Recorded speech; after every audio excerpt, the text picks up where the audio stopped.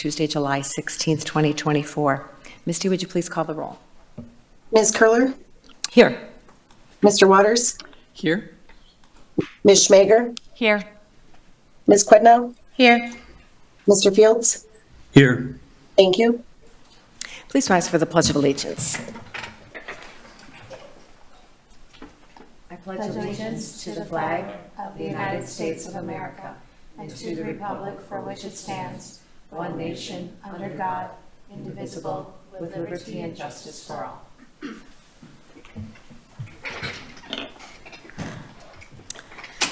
Next agenda item is Councilmember Board Reports and Acceptance of Meeting Minutes. So we have our City Council meeting minutes from June 18th and the Public Works Board from June 11th. Are there any comments or corrections?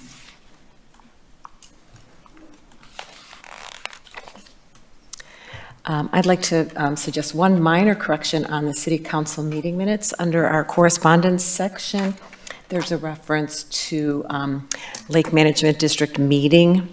And I would just like to suggest that we add the word exploratory meeting because we don't actually have a Lake Management District here. And so just to avoid any confusion about that, I think that's what the actual subject was. People okay with that? Yes. Do we need to formally revise that, Dan? Okay, well, with that correction, then we'll accept those, both of those meeting minutes into our public record. Next item on our agenda is the Joint Rock Lake Committee monthly report. Good evening. We didn't meet yet this month. We're meeting this coming Thursday, but there are a couple of little things I'd like to highlight. Since then, the JRLC met with the Rock Lake Improvement Association in a special meeting talking about the wake boat technology, wake enhanced technology, and RLIA has produced a flyer or pamphlet that I think Susan's probably going to talk about tonight. But the Joint Rock, I wanted to let you know, the Joint Rock Lake Committee very much supported the content. It's an educational piece. We also met with the town, I did the town board meeting this month already, and the town board has asked the Joint Rock Lake Committee to do further studying and investigation with the enhanced wake technology. And so we're going to be trying to get that done in our next two meetings. And we, again, are working closely with the RLIA to get that done, to work with them also with information. And I don't think I have anything else. I know, the lake management, I didn't have it on here. The lake management exploratory meeting that was the same day as your meeting. I got some feedback on that, and where they have between 30 and 40 people that were invited that went to the meeting, and the feedback was mixed. A lot of good questions, which they're going to address soon in the future.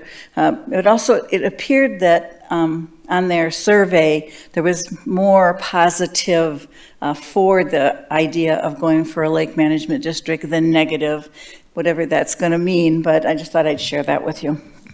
Thank you. Thank you. Any questions for Wendy? Okay, thank you. Thank you. Okay, our next agenda item is correspondence. Mary, can I start with you? Sure. I had correspondence on a variety of topics, Sandy Beach Restaurant and park redevelopment, the temporary volleyball courts usability, the water quality at the end of the culverts that feed into the lake, Rock Lake Yellow Iris Survey, which many of us, I believe, received, and damage to the pickleball courts at Rotary Park. Thank you. Greg? The only thing additional I had was a follow-up from the Urban Forest Ad Hoc Committee. Okay. Michelle? I don't have anything else to add. No? Steve, any correspondence? I think I had all the same that were mentioned and an email on the yellow irises from the Aquatic Invasive Species Monitoring Team. Great, fantastic. I had all of those. I also had, I was copied on an email from the state of Wisconsin indicating that they've received our grant application for the library funds. So that is moving forward. I was copied on a funding proposal from Legendary Lake Mills that was sent to Drake, and I had a chance to meet with a new reporter for the Lake Mills Leader. Her name is Abigail Levins, so she'll be covering our community as well as, I don't remember all the other ones, but I think Deerfield and Cambridge for sure, so we may see some more reporting from Abigail.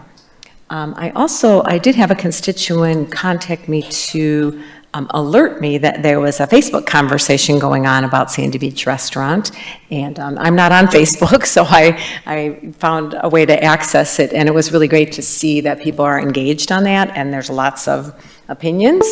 I did want to remind people that not all council members are on Facebook, and so definitely if you have opinions that you want to let us know about as we're going through this process and voting and making decisions on different aspects of Sandy Beach redevelopment, definitely, contact any of us council members directly, or if you have questions, of course, city staff as well. There was one thing I noted when I was reading through the Facebook comments that I wanted to just clarify tonight. There was some questions about consultants and who was doing what. And so I think just for our general audience, just to remind everybody that we do use consultants to do specific work for projects where we don't have maybe that in-house expertise, or maybe our staff don't have the time. So for example, tonight we'll be hearing from Ellers, our financial consultant, who helps us with borrowing for Sandy Beach Park. Several years ago, Mead and Hunt was our planning consultant, and they developed conceptual plans that was done at the council's direction, and we go back and revisit those concept plans and update them as needed, and have opportunities for public comment. Tonight, now we're working on the food service proposal, and the consultant that we've hired for that is an architectural firm called Thrive Architects. So that's who the consultant is working on that piece, and we'll hear from them tonight. One of the Facebook comments was specifically about Strand, and they are a consulting firm that is our city engineer. So that's the city engineer that we're required to have by state law. They do lots of routine engineering services for us in the city. I don't think we've used them for Sandy Beach redevelopment so far, but may in the future. So I just wanted to kind of give an overview and make sure people are aware that we do have a number of consultants that we use for different things. Drake Daly, our city manager, oversees all of their work, and the work that they do is at the direction of the council. So if you ever have any questions about work, that our consultants do, or which consultants are working on what, feel free to contact Drake, or, talk to your council member. So thank you for that. So that's it for correspondence then. So we'll move on to the next item on our agenda, which is public comment.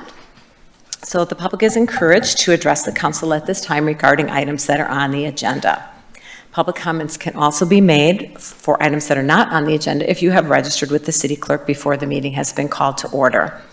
The state's open meetings law discourages action by the council on items that are not listed on the agenda. Please keep your comments limited to 3 minutes. State your name and address when starting your comments, and fill out the sign-in sheet provided. If you're online and you wish to comment, please type your name and address in the chat feature, and then the clerk will monitor that, and we can give you an opportunity to speak. So we'll start here in the room. And Patrick, why don't you go ahead? Thank you so much for the opportunity to talk tonight. Patrick Doyle, 325 East Washington Street, Lake Mills, Wisconsin. Thank you for allowing me to speak. For decades, we had the Sandbar Restaurant at Sandy Beach. It provided food and beverage to the community, visitors, and was very beach friendly. Tens of thousands of dollars were paid to the city each summer for the use of the building in exchange for providing those services to the community. Those funds, however, apparently went into the general fund instead of being put back into the building, and the building fell into disrepair and eventually was torn down. We hope that any proposal to build a new structure would detail how any funds will be handled prior to going to referendum to get approval from the community to fund it. And then here is a grand idea. Why not scale back and rebuild what was with improvements? Build a replica of the Sandbar and call it the Sandbar. and include the history it has with Lake Mills while updating and modernizing the structure.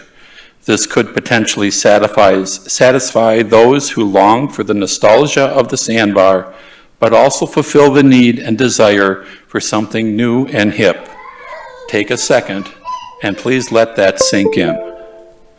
This would undoubtedly be a win-win, and seriously, please consider that idea. Thank you. Thank you, Mr. Doyle.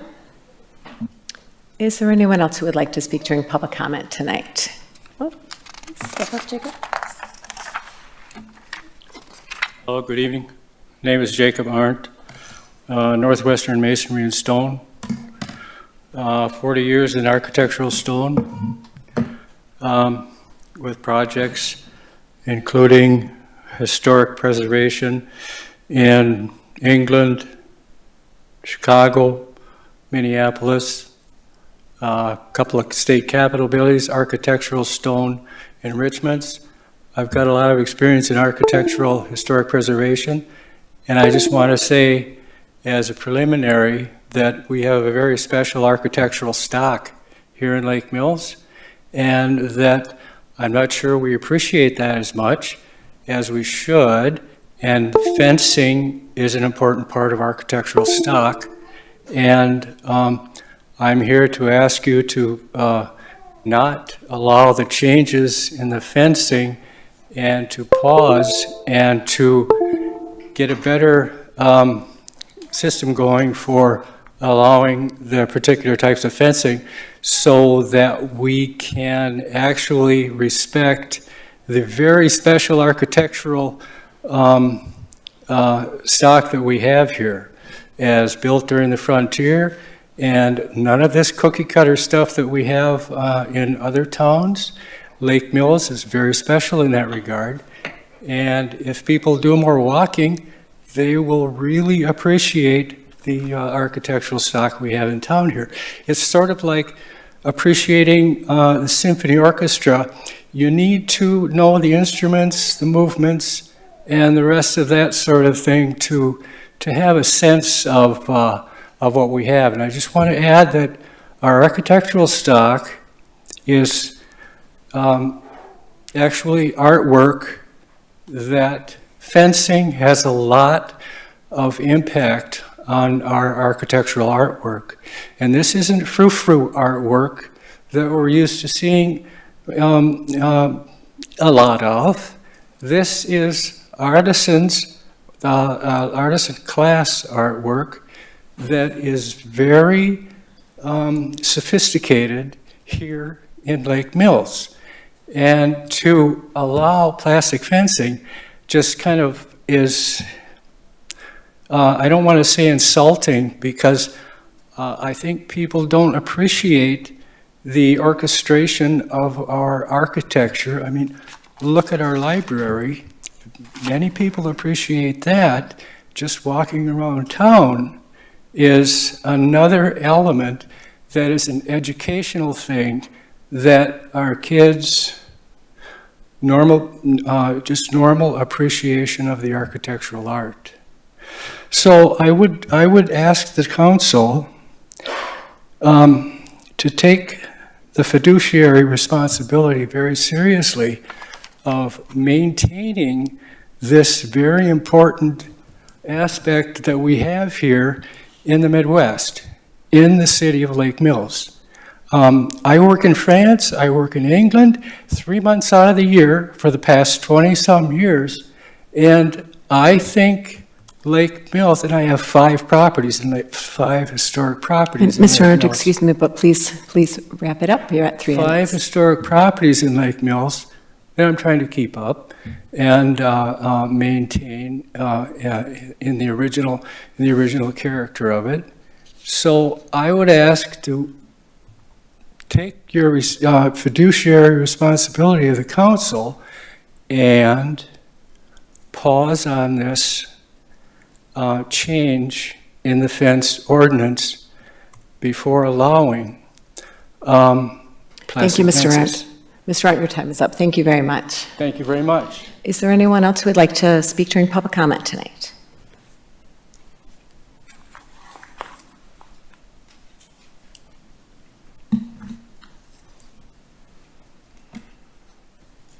Hi, my name is Susan Trier, and I'm speaking on behalf of the Rock Lake Improvement Association.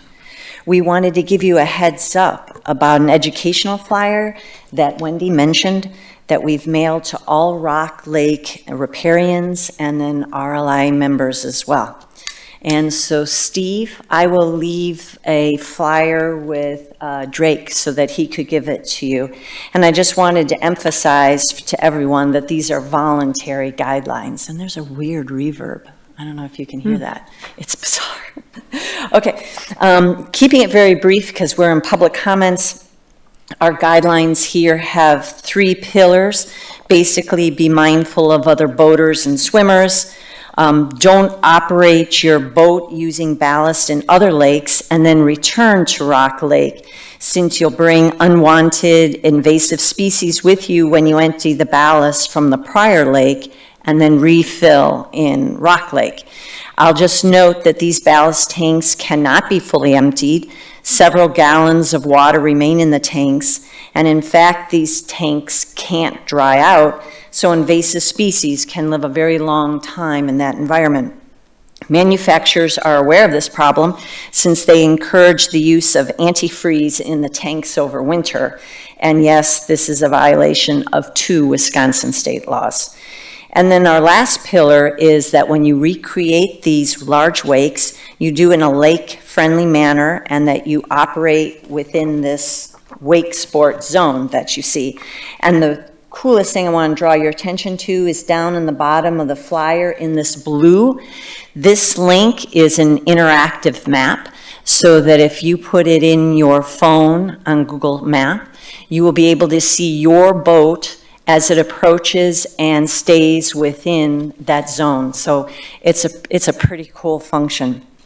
The other thing we would like to do is to work with the town board and the city to put up signs at the North Launch and at Sandy Beach, and with a map, and we have a QR code so that it'd be easy for incoming boats to load the zone so they know where to go. And RLI would pay for the signs, and we would also, in the city's case, work with Eric to verify the language is good and the signs professionally done, and install it at Rock Lake's expense. And then I also want to give you a preview of going forward.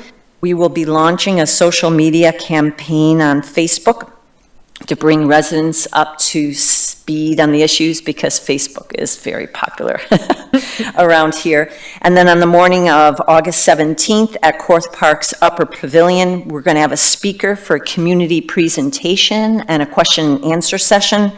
And then sometimes afterward, RLA will survey residents to see how they'd like to address the issue.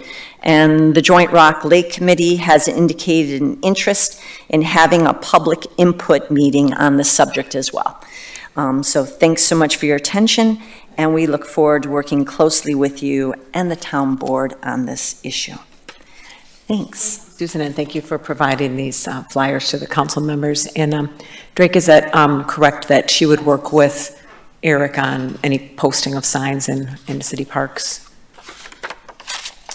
In general, yes. Okay, sounds great. Is there anyone else who would like to speak during public comment this evening? Sign this real quick.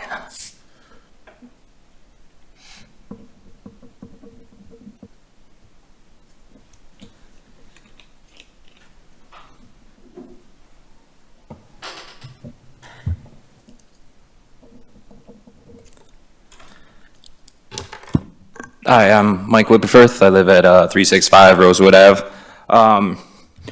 Basically, I just want to point out that there are several violations as far as from what we understand in the code that are in the neighborhood that we feel like have not been addressed, but yet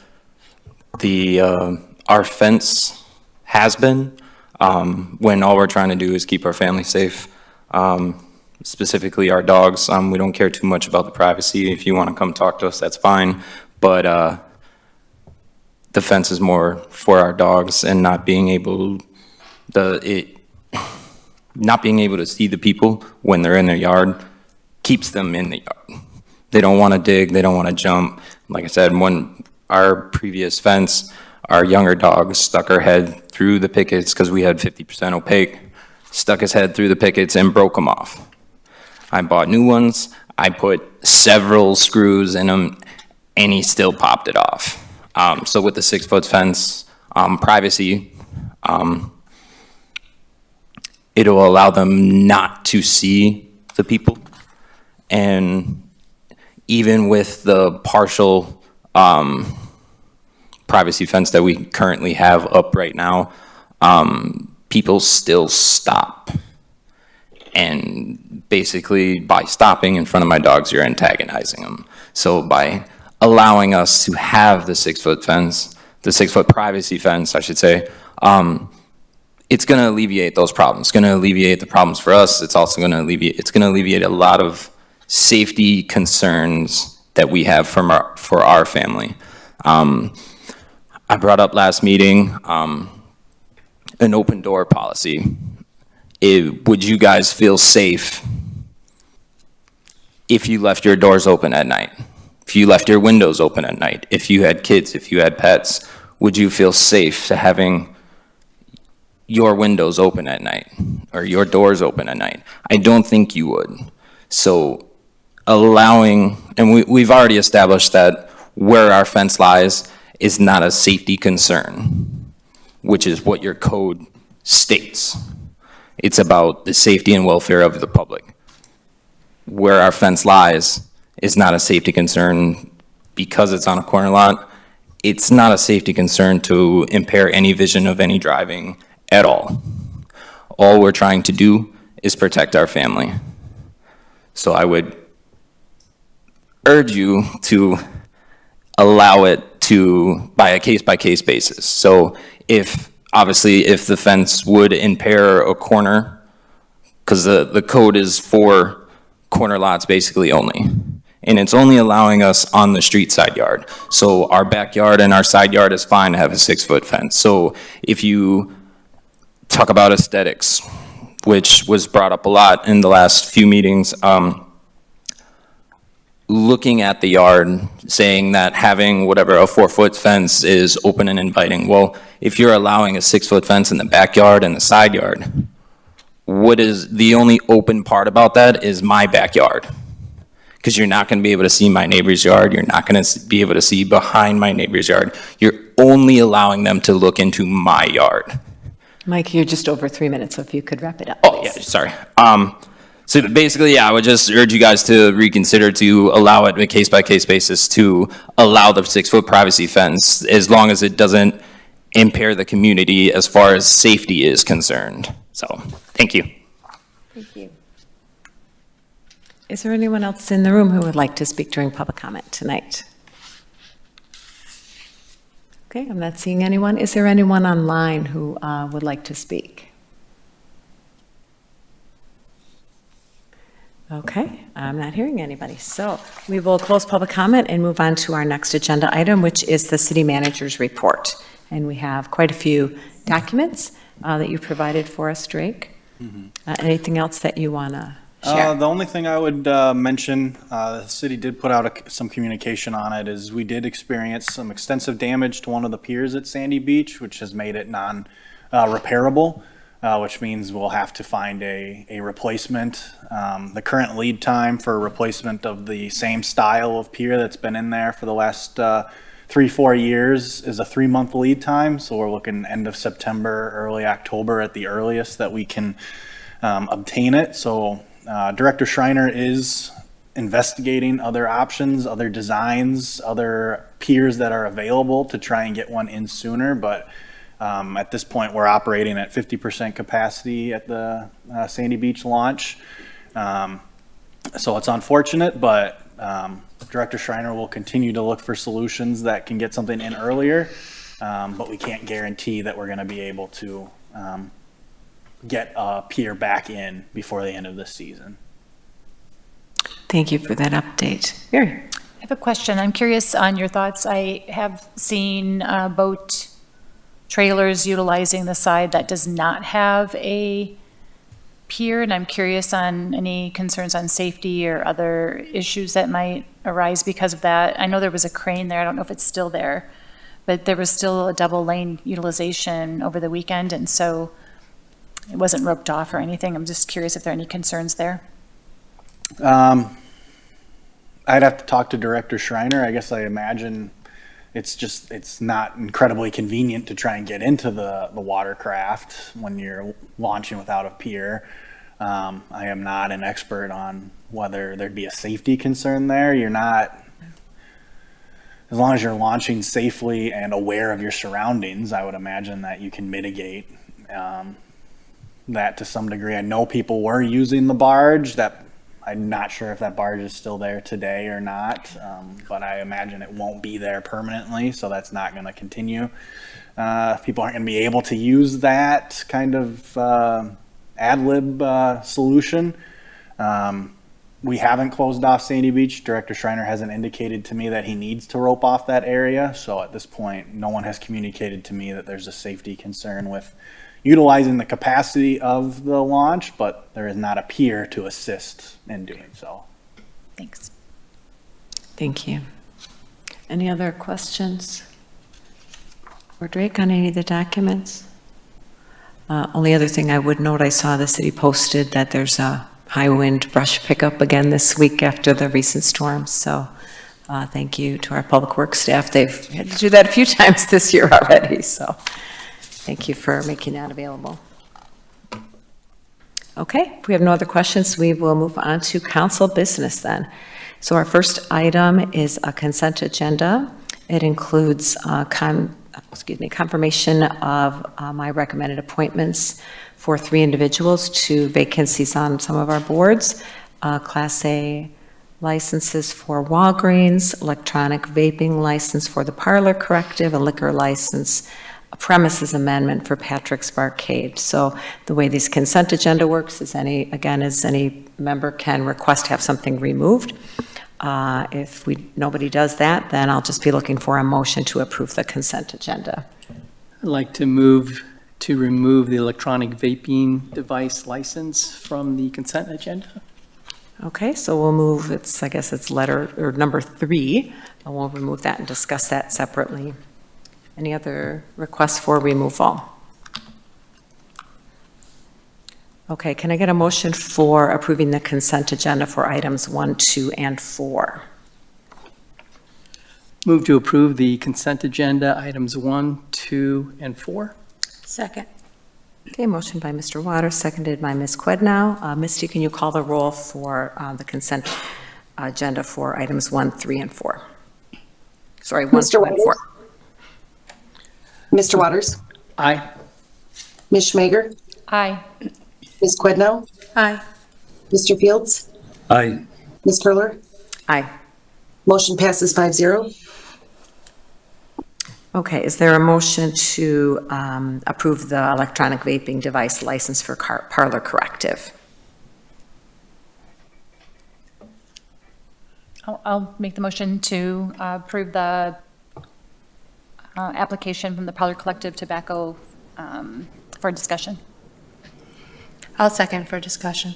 Okay, motion by Ms. Schmager and seconded by Ms. Quidnow. Mr. Waters, did you want to raise any issues? Does the owner happen to be here or online at this point for questions of any sort? This would be for the Parlor Collective. I don't believe so, no. Okay. I'll make a motion to table this item until the second meeting in August.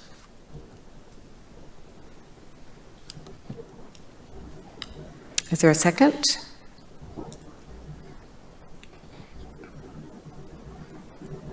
I'll second. Okay, so we have a motion on the table we have a motion to table approval of the electronic vaping device license for the Parlor Corrective until the second meeting in August. Ms. Curler, is it possible that Greg could elaborate a little bit about his decision? I just had visited their website and had some questions about the business and wanted to know more about it before I voted on this issue. I see. Okay, thank you. Any other discussion on the motion to table? Do they presently have a cigarette or alcohol license in place? Yes. They do, which licenses do they currently have? Both. Both. This is a renewal, and it's established under our code. If you look at section 505-8, I believe they're entitled to this license. I'm not aware of any violations or complaints that have been provided with regard to the licensed activity at this location. Attorney Drescher, ahead, they Misty. do not currently have a license. They used to have a Class A fermented malt beverage license. They did not renew that because they're not selling alcohol anymore. So just alcohol, they do have the other license? Nope, this is a new license. When the electronic vape portion got added to the statute language, they then applied. They do not sell tobacco products. Okay, I understand now. So this is a new license. They do not have a tobacco or alcohol license now, and they are applying for a new electronic vaping device license. Is that correct? Correct. Okay. Is there any further discussion on the motion to table approval of, for the Parlor Collective? I Okay. guess one quick question, was there anything from staff as to any concerns? Misty, do you have any comments on the review of the application? I don't have any comments or concerns. They're trying to be compliant. They are licensed for CBD sales, and they do have electronic vaping devices, and so they're trying to be compliant by applying for this.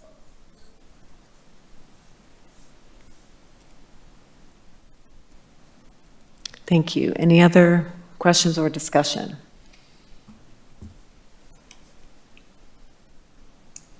Okay, hearing none, can we have a roll call vote on the motion to table approval of the electronic vaping device license for Parlor Collective?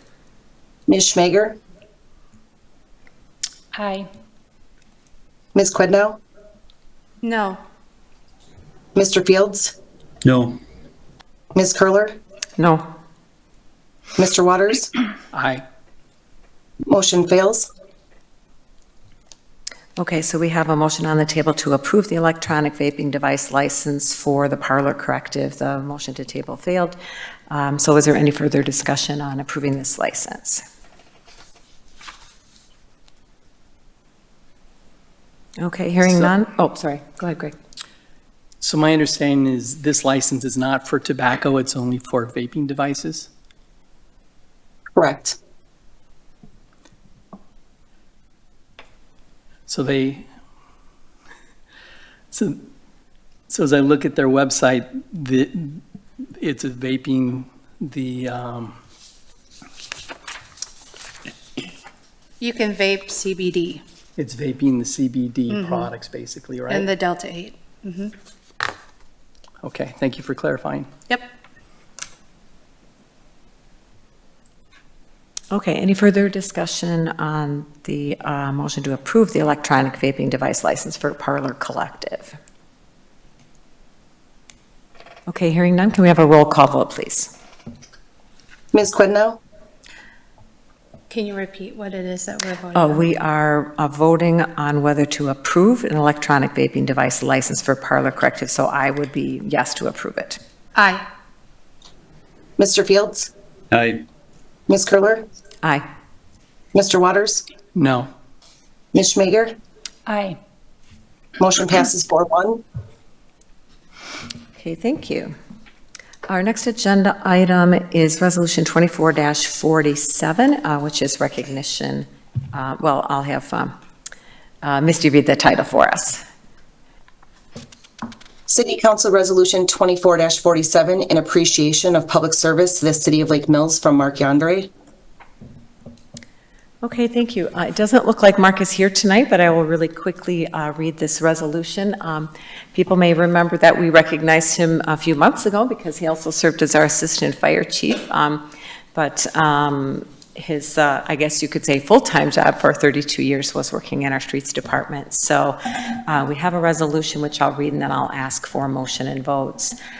So the resolution is, whereas the City Council of the City of Lake Mills desires to recognize and honor Mark Yandre for his years of loyal service to the City of Lake Mills and its citizens, and whereas an employee of the City of Lake Mills, as an employee of the City of Lake Mills Public Works Streets Department, Mark Yandre has provided the highest level of service through his valuable talents, leadership, and expertise for more than 32 years. And whereas Mark Yandre has devoted numerous hours to the operations of the Streets Department while exhibiting loyalty and dedication to the City of Lake Mills and enthusiasm for his profession, while building lasting relationships with his coworkers and the citizens of the City of Lake Mills. And whereas Mark Yandre's attention to detail, professionalism, and problem-solving have made a meaningful and lasting contribution to the City of Lake Mills, now therefore be it resolved that the City Council of the City of Lake Mills does hereby recognize the dedicated public service and career of Mark Yandre and extends best wishes for an enjoyable retirement. So can I get a motion to approve this resolution?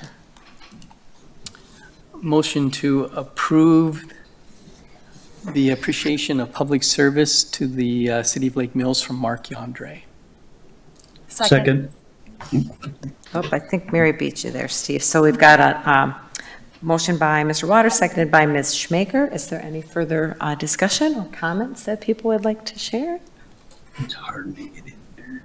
All right, well, let's have a roll call, please, on Resolution 24-47. Mr. Fields? Aye. Ms. Curler? Aye. Mr. Waters? Aye. Ms. Schmager? Aye. Ms. Quidnow? Aye. Motion passes 5-0. Thank you, and Randy, please extend our best wishes to Mark and thank him for his many years of service. Sorry that he's not here tonight to receive our applause. Okay, our next agenda item is Resolution 24-48, which is regarding general obligation promissory notes. Misty, would you read that title for us, please? City Council Resolution 24-48, resolution providing for the sale of approximately $2,995,000 general obligation promissory notes, Series 2024A. Would someone like to make a motion? I move to approve Resolution 24-48, providing for the sale of approximately $2,995,000 general obligation promissory notes. Second. Okay, we have a motion by Ms. Quidnow, seconded by Ms. Schmaker. So do we have someone from Ellers here tonight? Oh, Hi. welcome. Thank you. I was thinking maybe John was going to be here, but thanks for coming. No, he couldn't make it tonight. So Lisa Trebeteski with Ellers here to present the presale reports for the general obligation notes as well as the revenue bonds. Before I go through the presale report for the general obligation notes, I did want to make note that there was change in legislation earlier this year that allowed notes to go up to 20 years. So basically eliminating the need to issue general obligation bonds, which if you recall last year when you issued bonds, you had to do several resolutions that were by a specific purpose in dollar amount. So that makes with notes a lot more flexibility if you would need to use what you set aside for parks to use for streets. It just allows that flexibility, as well as that it eliminates that 30-day petition period where you are here authorizing the sale, and then you needed 30 days before you could award the sale, so that's no longer necessary as well. So going through the general obligation notes pre-sale report, I'm just going to hit the highlights. You're looking to issue that $2,995,000 general obligation notes for your 2024 capital improvement projects that include fire, parks, street improvements, and special assessment projects, as well as capital equipment. All of the projects the debt will be paid from ad valorem taxes with the exception of the special assessments. And the levy will be abated annually with the special assessment revenue. The city is authorized to issue the notes under 67.1212. The notes are general obligation of the city for which its full faith, credit, and taxing powers are pledged.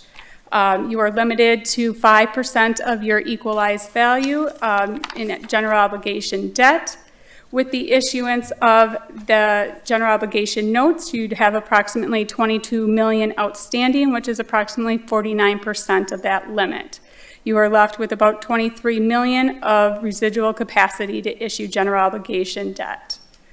The next section with the term and call feature, this allows some flexibility. The principal and semi-annual payments will begin May 1st of 2025 and run through 2044. There is a call feature starting May 1st, 2034 for the May 1st, 2035 maturities and any time thereafter.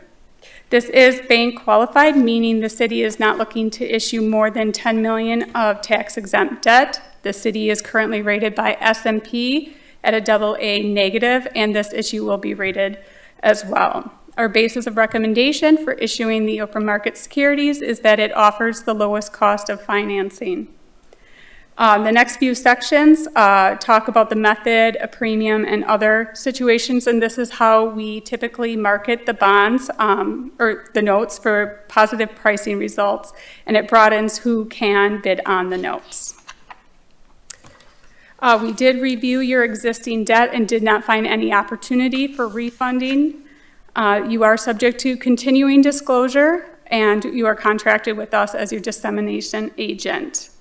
You are issuing these as tax exempt and therefore need to follow arbitrage rules.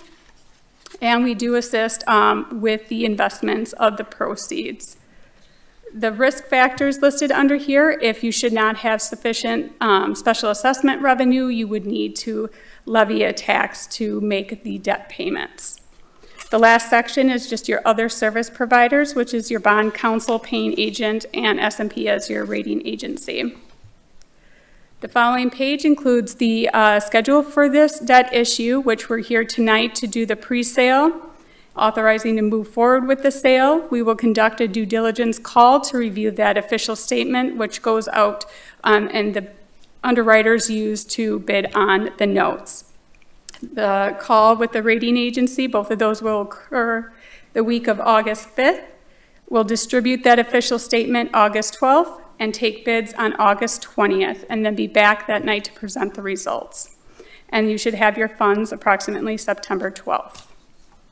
Looking at the tables, the first table includes a summary of the projects. Wanted to note that on there is that Sandy Beach project. Right now, that's just estimated at $2,050,000 just for analysis purposes. Otherwise, the other items are listed as the GO notes or the revenue bonds. So the total projects for these general obligation notes is $2.9 million. Following on the next page is the sources and uses, where we have the projects identified, some estimated issuance expenses, some estimated interest earnings for investing the debt proceeds, and that's how you get to the par amount of the $2,995,000. Going to table 3, this is the debt allocation, noting that the parks portion is a smaller portion. We're just amortizing that over 10 years, and the equipment over 8 years. The fire, streets, and special assessments is amortized over 20 years. I'm going to skip table 4 as we'll talk about that in the revenue issue. Table 5 is just an example of issuing a state trust fund loan for that Sandy Beach project, as it would not qualify for tax exempt status. Looking at table 6, the blue section is your existing debt. Following, you have what your total debt payments are, less any abatement sources. To arrive about in the middle of the page towards the end is the net debt service levy amount, and then the change over year. So you will see that there is a drop from 2024 to 2025. However, issuing these general obligation notes, there won't be that decrease. You'll actually see a slight increase of just over $16,000. The orange section is the proposed debt. This does include the general obligation notes for tonight, and then just the estimated state trust fund loan for the Sandy Beach project. Including both of those, you would look to see about a $2.36 tax rate on an equalized basis. If that Sandy Beach project was not included in this analysis, it'd be about 13 cents less. All the way to the right where it has the annual taxes difference, this is and follow it down to the orange amount, issuing the general obligation notes and the state trust fund loan. And $350,000 home would be paying $1,495 in taxes over the life of this debt. Without the state trust fund loan, it would be less than that amount. On table 7, this is that general obligation debt capacity analysis. For 2024, you're at approximately 52% with the issuance of the notes and state trust fund loan. So that's an increase from your existing debt of 41% for 2024. And then table 8 we'll review with the revenue debt presale report. And the final page is just where general obligation bond interest rates have been over the past year. Are there any questions on the general obligation notes? Any questions for Lisa? I had one, Lisa, on page 4, and you talked about this. You said that you didn't see any opportunities for refunding existing debt. Can you remind us what that is? Is that sort of like refinancing? Correct. So you could see it for interest savings. Typically, that's what we would do. Sometimes you would do it for restructuring. If there's a couple notes that have balloon payments, you may look to extend that instead of having that one large payment. There's instances like that. But we looked at it for interest savings, and right now, anything that's callable you wouldn't see a savings enough for refinancing them. Got it. And is that something that you look at every year when we go Yep, through we this do, process to see even if there's with- an opportunity? Yeah, even without issuing new debt, we do every at least 6 months take a look at the outstanding debt to see if there's any opportunities. Okay. Or if we would see interest rates drop, we would take another look without just that periodic review. Okay, thanks. And then I guess I have one other question on the graph on the last page. Is that fairly typical that, say, in the winter months, the rates are lower? Or is this just basically tracking like what the Fed is doing and other things like that? Yep, so this is tracking, this is the bond buyer index, so tracking a AA bond where those interest rates have been over the last year. So that's not something that goes with the seasons necessarily. It can just vary for a lot of reasons. Sometimes you can see, depending on what is out in the market, and typically, municipalities have already issued the debt before the end of the year, so you can see changes in season sometimes. I guess I was curious because I was wondering and I think Sam and I have talked about this a little bit before, is there an optimal time of year that we should be doing borrowing, or is that you really can't say that from year to year? You can't predict what the interest rates are going to be at any time. With this legislation change, there were many municipalities that did hold off on issuing debt to find out if this legislation would pass. So we did have a bottleneck of debt issuances, and so we did a lot of parameters sales, which then doesn't take place on a typical meeting night, to try to stretch out and not have so many issues out in the market at one time. Got it, thanks. Any other questions for Lisa on this Resolution 24-48? Any comments? No, just from council vote. members? Steve, any question or comment? Nope, on this one, it looks pretty straightforward. I'm good. Thank you. And I would just note for anybody that's reading the report and following along, you have incorporated the GO borrowing as well as the utility and the potential Sandy Beach borrowing, but what we're approving in this resolution is just for the GO notes. Correct. So it doesn't include the Sandy Beach restaurant or the utilities. Correct. Okay. Thanks. Okay, if there's no further questions, then can we please have a roll call vote on Resolution 24-48, which is providing for the sale of approximately $2,995,000 in general obligation promissory notes, Series 2024A. Ms. Curler, Aye. Mr. Waters, Aye. Ms. Schmager, Aye. Ms. Quidnow, Aye. Mr. Fields. Aye. Motion passes 5-0. Okay, our next item is Resolution 24-49, which is providing for the sale of utility mortgage revenue bond, Series 2024B. So Misty, could you read that whole title for us? City Council Resolution 24-49, resolution providing for the sale of approximately $1,445,000 sewerage system and light and water utility mortgage revenue bonds, Series 2024B. Okay, would someone like to make a motion on Resolution 24-49? Motion to approve Resolution 24-49. Second. Motion by Mr. Waters, seconded by Mr. Field. Okay, Lisa? Okay. This will go a lot faster as many of the sections are the same in the revenue bonds as the GO notes.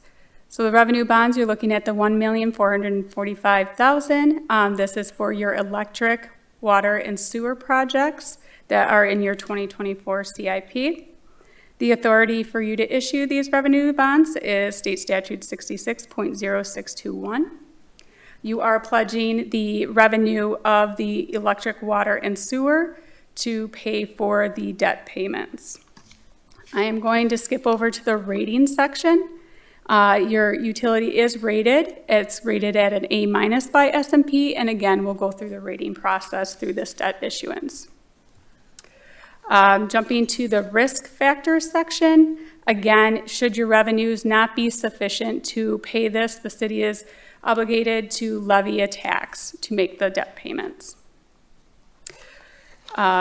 Table 1, just identifying the total amount of projects for this debt issue is $1,312,000, which goes over to the sources and uses on Table 2.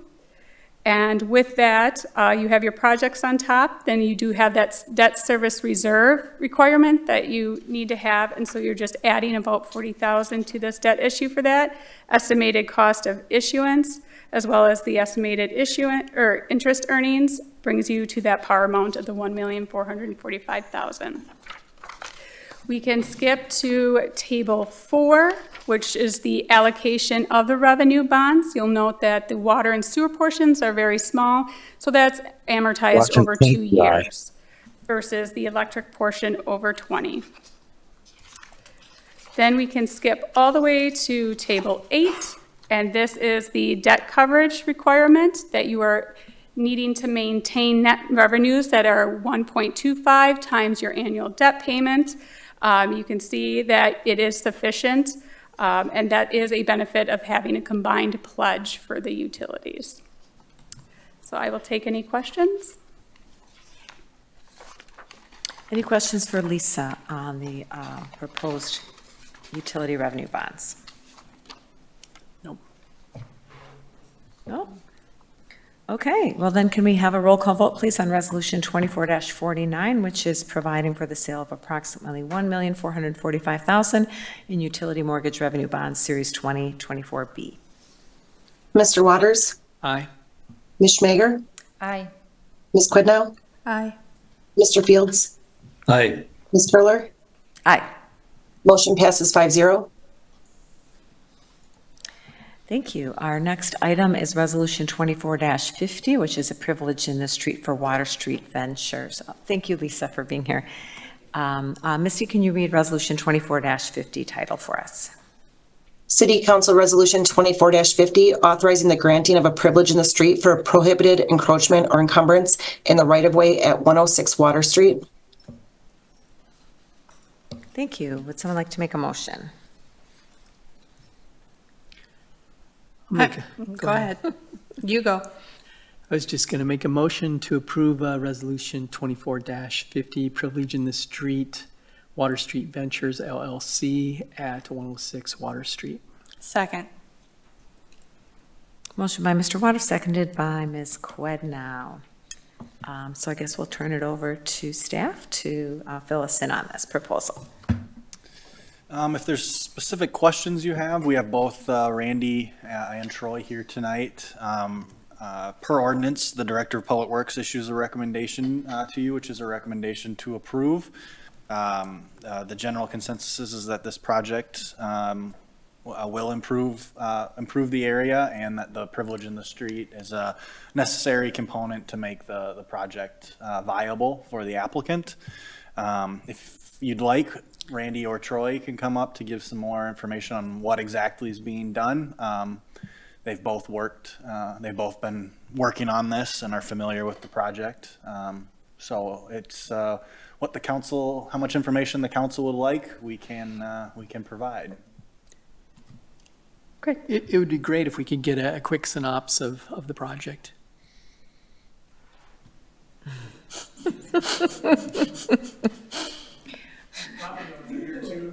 Oh, wonderful.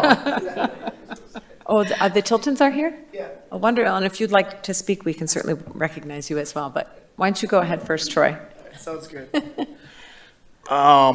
So I don't know if you guys are familiar with which property it is, but these guys bought this property over a year ago now, right? And they've been diligently working on this and kicking tires what they wanted to do with it. And lo and behold, it's kind of a weird setup. I don't have it in front of me, but there's part of their building that was built into our city right away. And that's really what this part of this privilege in the street is, to allow them to maintain the foundation footing that's there for part of the building. They are going to remove the east section of the, I'll call it the pole barn building, the farthest east building, to bring it into compliance. It's not compliant right now. If they wanted to do a change of use, if somebody was going to rent this building out or occupy it, I couldn't allow that to happen until they created a firewall or a fire barrier between the two properties. And one of the ways of doing that is creating a space of 10 feet or more. And that's the route that they've opted to do. Well, in the process of getting that privilege in the street to keep that structure there, there was a couple other existing privileges or things in the right of way that they needed to gather a privilege in the street. So we kind of just met down there and said, hey, how about we just gather all this property information, get it on paper, and then ask you guys for a privilege in the street for one address, but multiple privileges, awnings, there's a step, and like I said, the structure itself, there's some planters, a couple odds and ends that are listed. I apologize, I don't have it in front of me, but that's basically the synopsis of what they were asking for, right? Thank you. Mr. and Mrs. Tilton, would you like to come up and tell us about the project yourselves? Appreciate you being here. It's right over there. Yeah. It's right next door, yeah. Marri Tilton. We live at 401 West Lake Street, and we do business as Water Street Ventures LLC. And we bought the Terry's Lock and Key and the old St. Vinny's and that collection of buildings. It is one address. We've kicked around, like Troy said, we've kicked around lots of ideas of what to do. We still haven't decided exactly what the eventual purpose will be, but these are useful buildings and would make great maker spaces, galleries, rental, showcase places, lots of things. But that problem was the pole barn primarily.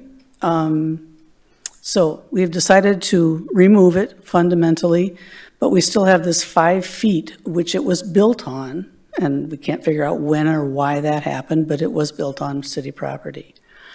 The ramp leading that St. Vinny's had put in, the ramp leading, that's all on city property technically.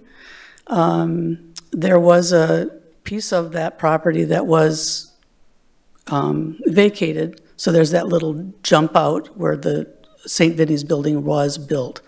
So that's all in the our own property. So we've worked for a year and a half, 2 years cleaning this out, getting it better, and now we'd like to put up awnings, work with the Legendary and get a really nice frontage, and open us up. The creek is in the back, so once we open it up, there'll be a view of that creek back there. So that's our story. Thank you very much. I want to compliment you on your work, and thank you for these very detailed drawings, too. It's really helpful to see exactly what's there and how close things are between the street and the river, and then the changes that you're proposing. So thank you for working with our staff and providing those plans. Does anyone have any questions or comments for Ms. Tilton or for staff? And before I go, I'd like to compliment the staff for really helping us, work with us, answer questions, Troy and Randy, and they've just been great to work with, so thank you. Wonderful. Thank you very much. Great. I would just like to thank you for taking a piece of Lake Mills and improving it and making it better, so. There have been moments. That you regretted it. Yeah. Yeah. Okay, thank you. Okay, thank you very much for being here and telling us about your project. If there are no other questions, then we can have a roll call vote on Resolution 24-50, which is a privilege in the street for Water Street Ventures at 106 Water Street. Ms. Schmager? Aye. Ms. Quidnow? Aye. Mr. Fields? Aye. Ms. Curler? Aye. Mr. Waters? Aye. Motion passes 5-0. At this point, I am going to propose, if there's no objections from my fellow council members, that we skip over F, G, and H, move those to later on the agenda, and move ahead to the Sandy Beach Restaurant project, which is letter I. Is that okay with everybody? Sure. So we'll move F, G, and H until later, and we'll go next to the Sandy Beach Restaurant. So we have Resolution 24-54, authorization to bid the Sandy Beach Restaurant. Misty, would you read that for us? Resolution 24-54, authorizing the city manager to bid the Sandy Beach Restaurant Facilities Development Project. Thank you. So this is a resolution that has some choices to be made, so would it be better for us to go into discussion first, and then someone can make a motion and with choosing some options once we hear more about it. So, okay, great. We'll pass it to you, Drake. Sure. I'm going to invite Jeff from Thrive Architects up. He's going to walk you through the design choices that were made. You'll notice that the base cost estimate is a little bit lower than the last time this was talked about. So when we went back to the architects, we worked with them to alter some of the design features in order to bring that down to something that the council had indicated they'd be more comfortable with. And then he'll also walk you through the different options that exist that are choices for you on the resolution. Great, thank you. Welcome, Jeff. Thank you. Yes, my name's Jeff Stowe. I'm with Thrive Architects. I'm the project manager for the Sandy Beach Restaurant in our office. And we presented a revised budget to Drake, the city manager, this past week, and some updated plans. And what you have before you on the screen is the base building option shaded in blue. So that would be option, or basically our estimate for the construction costs of the base building. And the new estimate is, I think, 1.7 million, $1,771,335.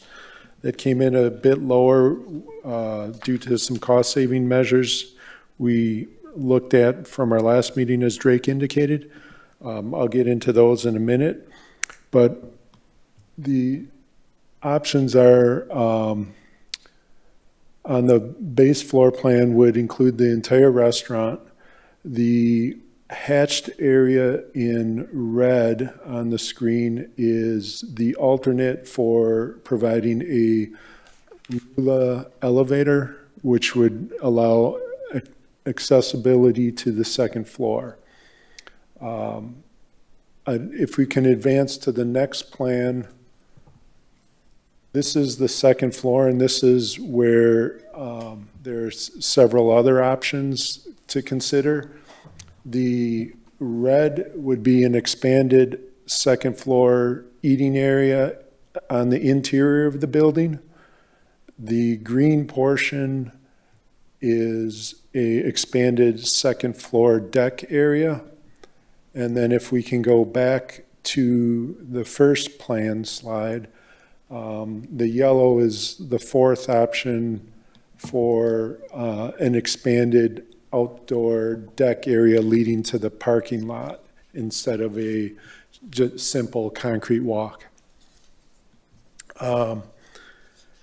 In our estimate, we have broken out the base building as I described, and that's the $1.7 million. The Lula lift option, which was alternate one, is holding in at about $250,000. And that would again provide the accessibility to the second floor. Alternate number 2 is coming in at $91,800, and that is the expanded deck on the second floor. Alternate number 3 at $108,000 is the expanded second floor dining area on the interior of the building. And alternate number 4 is the expanded yellow portion, the boardwalk, at $67,550. We were able to make some cost-saving estimates from our previous estimate in June that was coming in around $2 million for the base building.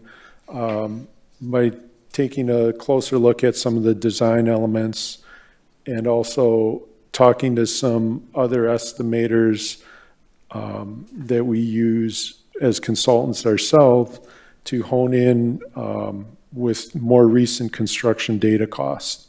If we can skip ahead to some of the renderings, I can go through the cost saving, or what we changed in the building. One of the elements we changed was the roof line, and while keeping the look of the building, we had a dual pitch roof previously, and now we went to a single shed style roof instead of having competing roof lines. This was also, we were also able to eliminate a clear story and lower the roof height by 2 feet, which also presents some cost savings to the overall budget. If we skip ahead to the next image, this is just a different view.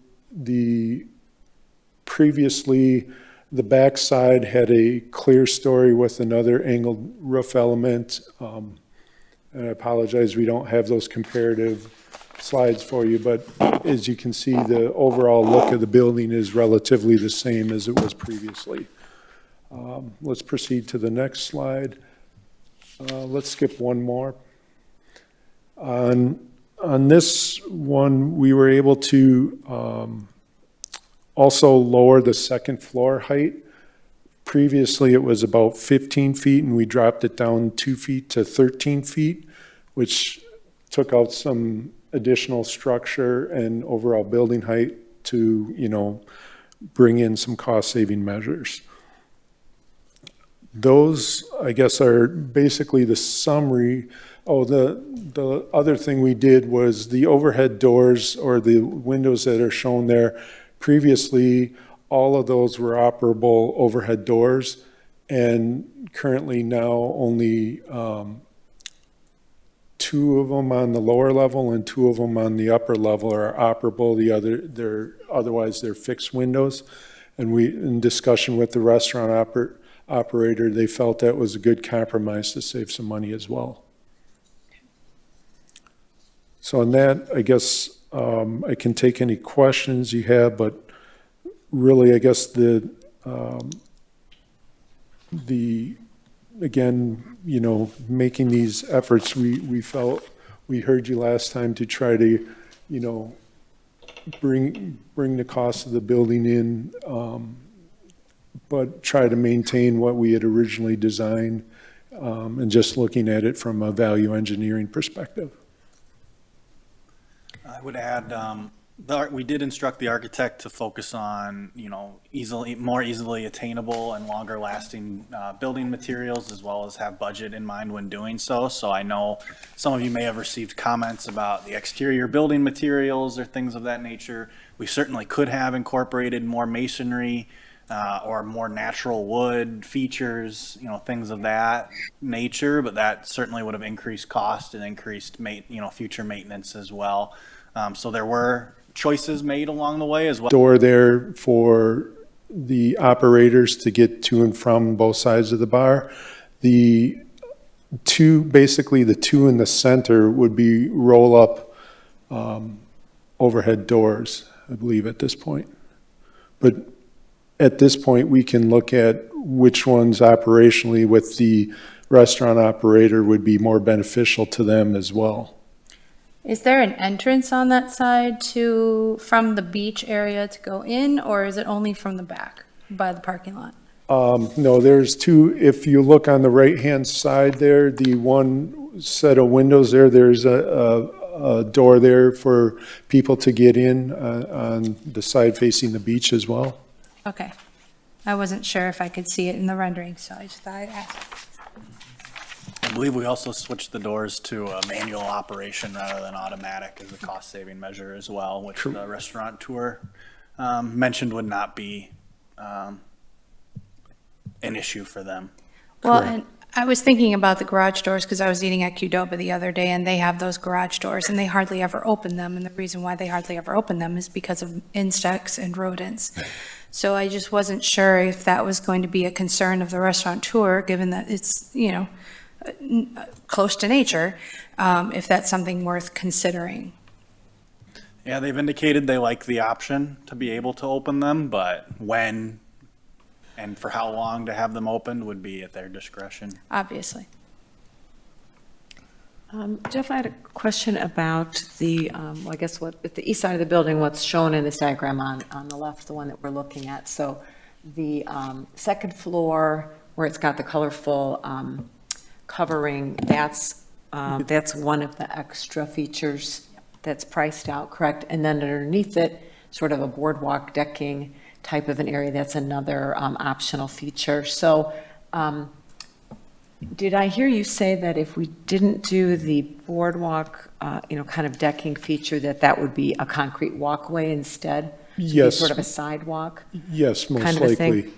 And so then that boardwalk connection would cost $67,000 more than the concrete? Is that how it's priced then? Yes, correct. Okay. And is that because, materials, construction stuff, or would it actually be wider? Or? Materials, we have to over-excavate and then put down a concrete curb to support the one end. Basically, piers or concrete curbs. We're still working out the details on that. But the cost of framing all that up is more than pouring concrete slab. One option we also considered late in the game, and we can put this in as an alternate to bid it out when it goes to bid, would be to do maybe a stamped concrete board, with the wood look as well. But we didn't get a chance to get that cost estimated. Okay, that's an interesting idea. Do you have an opinion on, or maybe other staff members too, on the maintenance requirements, long-term with the boardwalk versus the concrete? Would one require more, maintenance down the road? Potentially the boardwalk, but we are using the composite wood decking that lasts a long time, so it's not like it has to be resealed or anything, just, power washed once a year or something. Okay, thank you. Very good. Yeah. Can I ask a question about, one of the optional features is the expanded second floor exterior deck, so that's where the sails, the pink sails, if that is removed, there's a flat face of the building, and that's where the order window is. Is there any discussion about what alternatives would be for any, like an awning, or would there be anything for Well, sun protection, or? we have the stairway there alongside the building there, and we would still have about a 4.5 foot wide extension over that order window. So that would remain. Okay, thank you. So there'd be some kind of cover over Yes. that. Because if there wasn't the deck. on the floor plan, it looks like half of the window might be covered by part of the steps, so I was, But if it's a 4 foot, there would be no way that there could be seating up on top, right? 'Cause Correct. that It would just be to, get up you there. know, come up the stairs and then this Yeah. portion. That makes sense. Great. Jeff, thanks for taking a second look at this and driving some of the cost out that's substantial, actually. So thank you for the effort there. When you look at the seating from the base plan to the extended plan, what's the difference in the seating numbers for that? That we don't know per se, because the restaurant operator is the one that ultimately will determine the number of tables and so forth, and I haven't got those numbers back from him yet. Okay, so that's kind of unknown. We know it's more, but we don't know how many more. Right, I would say it's probably about 30 to 40 people between the expanded second floor deck and the other option for the second floor interior expanded second floor on the interior. Okay. On the elevator, I'm not sure what the regulations on the elevator are, but obviously the base plan does not require an elevator, right? Correct. With the base plan, it doesn't if we keep the second floor under a certain square footage or percentage of the first floor area. Okay. And with that base plan, you wouldn't need that, but we feel that that would be we don't want to exclude community members, and we feel that it would be good to provide that. And if we do the expansion on the second floor where we add the indoor and outdoor, does that get us to where we're over that regulation where we would need the elevator? No. We'd still be under the requirement for the elevator. Well, potentially with the interior second floor, we'd have to do a double check on that to determine the exact square footage, if it puts us over that. But I believe we are not at that threshold yet with the base building. That's why, with the base building, that's why it's an option. So if we add the lift, we have the potential to add that second portion on the interior. But if we can scroll back to the second floor plan, a few slides back.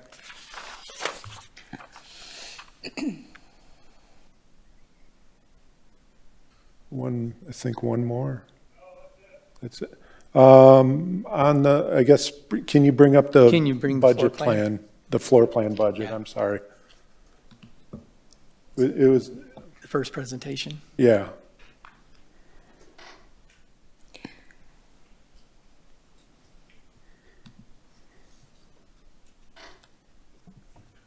There, yeah, so with the base building shown in blue, we wouldn't need the lift. But if we add the alternate, the expanded interior floor, then I believe we would need the lift as well.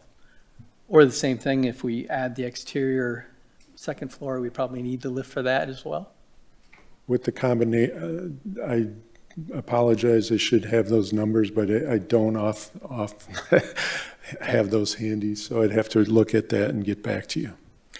And then my third question is, if we go with the base plan today, would we be able to maybe do a phase 2 down the road if we wanted to add if all of a sudden we're at full capacity and it makes sense to maybe add some more seating, would we be able to phase in these other things? Yes. That's why, I guess that's why they're being considered or being bid as alternates, so that we could have the potential to have that. Now, that said, going into this, we're designing for the full potential.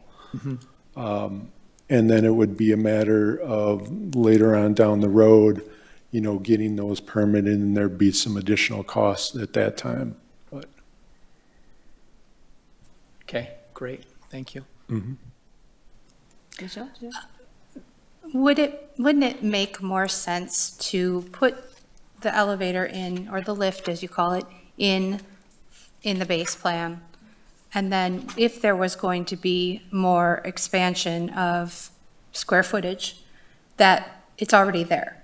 And so it would make sense that, as opposed to putting it in after. it would definitely be easier, yes. Okay, thank you. I have a follow-up question on the lift, Jeff. I noticed it's described in our resolution as limited use, limited application elevator. What does that mean Yes, exactly? basically, it's an allowance in the code to put in a accessible, it's technically an elevator, but it's not as you see in an apartment building or office building is heavy duty, because it's not getting the daily use. It's only there to provide access for those individuals that need that assistance. It wouldn't be used for the restaurant operator to, bring up loads of, bus carts and stuff like that. And it's a little less expensive than a full-blown elevator, and that's why we were looking at this as a possible solution. So would it be, I'm trying to, sort of picture what it would be like. So would it be fair to say that it probably would accommodate a person in a wheelchair and a Yes, companion about yes, that size? Yes, they're Okay. they look like an elevator, but they're just designed basically for, one or two passengers rather than, 12 or 13 that you'd find in a standard elevator. Okay, and you're saying it would not be, not that it couldn't be used, but would not be intended for use by the wait staff for Correct. taking food up and downstairs, okay. I just want to reiterate something Jeff mentioned, is the resolution is written as options for you. You can include all of them as alternates to get real world numbers back when we go out to bid. So that option is available to you if you would, if you'd prefer not to close that door tonight and you want to see what the actual bids come back to, they can be bid out with the bid set as alternates to the base building. Mary? That's a question. Given that some of these options include, like we're talking about, include an increase in seating, are there different financial models that support each of these? So the restaurateur would suggest their revenue shifts significantly based on the investment we'd be making in the building. Are there different? The restaurateur is here tonight. We have asked, as we were kind of looking at options, cost control options, we did include the restaurateur in those conversations. For example, we talked about full removal of the second floor deck, full removal of the mezzanine level. The restaurateur indicated that those were important to the viability of the business at this site, and so that's why you see at least portions of them remaining. As far as what these additional features would translate as far as revenue, I don't know the answer to that. I'm not sure the restaurateur is here tonight. I'm not sure that they've ran that level of analysis on it, on what an additional table might bring as far as revenue, but I'm sure he's happy to answer questions as best as he can tonight. But we did involve them in the conversations to make sure that any cost control options we were pursuing weren't going to make the business plan, the business model suffer. Okay, thank you. Dan, if you'd like to come up and speak to address that, the chair recognizes Dan Smith, one of the restaurateurs. If you can address any of those questions, that would be great. Yeah. So we have definitely worked with Drake and Thrive pretty extensively on a lot of those questions, and we think we've worked it out to a point where it's able to be as profitable in the months of the year that, you know, those outdoor spaces are only going to be a couple months out of the year, but they're going to be important in those couple of months of the year. So even with them being amended, still keeping those spaces, we still think that it's definitely a viable situation, especially with the amount of space that is available inside. So we think we can have probably, you know, upwards of 100 people interior, maybe not super comfortably, but for a Friday night fish fry, we can get a lot of people in there that will be able to get into seats. So. Okay, thank you. Yeah, thank you. Any other questions? Steve, I can't see you because of how our screen is, but if you have any questions or want to speak, please speak up. Nope, everything sounded good so far. I would be in favor of bidding it the way it is with all the options so that we can see the real numbers. I know in the construction world, that's done on a regular basis where people get a lot of options and then you just select the ones that they want. So I'd definitely be for seeing the whole package. Greg? I have a question for Drake on the timeline. So if we pass this tonight, where do we go from here to possibly referendum, I guess? If you authorize us to go out to bid tonight, we will have bids back ready for the August 20th meeting. And so the bids would be presented to you that same night. Referendum language would be prepared for you based on all contingencies as far as what the council might decide to do. And so the decision on August 20th has to be made on whether to proceed to referendum. The bids it will be required in the bid package for the contractors to hold their bids open. I believe in the resolution it says December 18th or something to that effect, so that they will be held open through the November referendum, so that after the referendum is passed, the city council will reconvene and incorporate that advisory referendum into your decision-making process. We do anticipate that requiring them to hold those bids open for that period of time will likely increase costs somewhat, but that's that's a necessary feature of the schedule that we're on. So August 20th, you'll have the bids in front of you. We will have referendum language prepared. If you bid it all, the whole package, and have alternates selected, we'll have bid referendum language prepared for all eventualities that the council could suggest, so that you'll be able to select which referendum language to send to the county for printing on the November ballot. And then the city council will meet in November to go over those bids, determine whether you're going to award it, and then we would execute contracts after that. Okay. So if it pleases the chair, it sounds like Mr. Fields was entertaining a motion if he wants to make that. I would actually like to ask a couple more Okay. questions, if that would be okay before he goes ahead. And just to follow up on what you just described for us, Drake, then, so to clarify, if we would vote this evening to move forward with designing all of the options and take that out to bid, then when we come back in August, we would be choosing whether we want to move forward to referendum with all the options or perhaps just some of them. Is that correct? Right, you'll be able to select at that time whether you want to move forward with the base bid, if it comes back, whatever happens. If it comes in within the estimates, if it's over the estimates, you'll be able to decide we want to move forward with